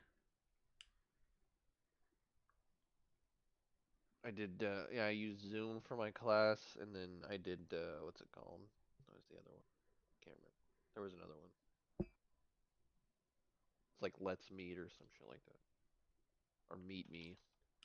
So there's a number of different since COVID has started up. I don't know if these apps have been developed or if they were pre-existing and Oh, they definitely got a lot bigger though. they Everyone got a knows lot them. bigger. Like House Party is an interesting one. It's a mobile app. We use it to talk to family around my area. So Zoom was around before COVID, but it was like a timing issue thing to where it was like Zoom was so like it wasn't used very much, and they went into this on some Zoom thing, and then all of a sudden it was like now's the time, and they just pedal to the floor. Went all in. Everybody was using it, and it was like the go-to thing to use. I mean, especially you can use it across the board too. I mean, your phone, your computer, everything else. So Going back to the whole stock conversation, I think the stock value of Zoom like skyrocketed too. Let's see, it's at $246 right now. it's weird how those things work because how are they making? Is there ads and 6 stuff months. on downloads, or I mean, that's all free download. I guess I don't. I don't know. Maybe. Oh, you know what? You have to pay for rooms. So if you want to have like a Zoom Meeting? session, yeah, meeting, you have to pay for. It's like so much. I do remember that now. It's like a Really? monthly fee or an annual fee or something like that. So if you want to have like one meeting, I think it's free. But if you wanted to have like one every week or something like that, you have to pay a certain dollar amount. I guess I never Right. hosted a Zoom meeting. Yeah. So. Hostings. Yeah, that's what.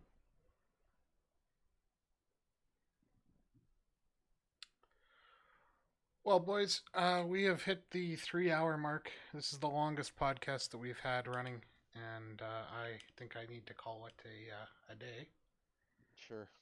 But thanks so much for joining us, Will, and Josh, and also Apocalypso was here, Justin, for the first time, so that was great. Kobe, of course, and Richard. If you are watching and you just joined, I'll throw a quick Discord and website in there for you guys. We try to do this once a week. Website, there it is.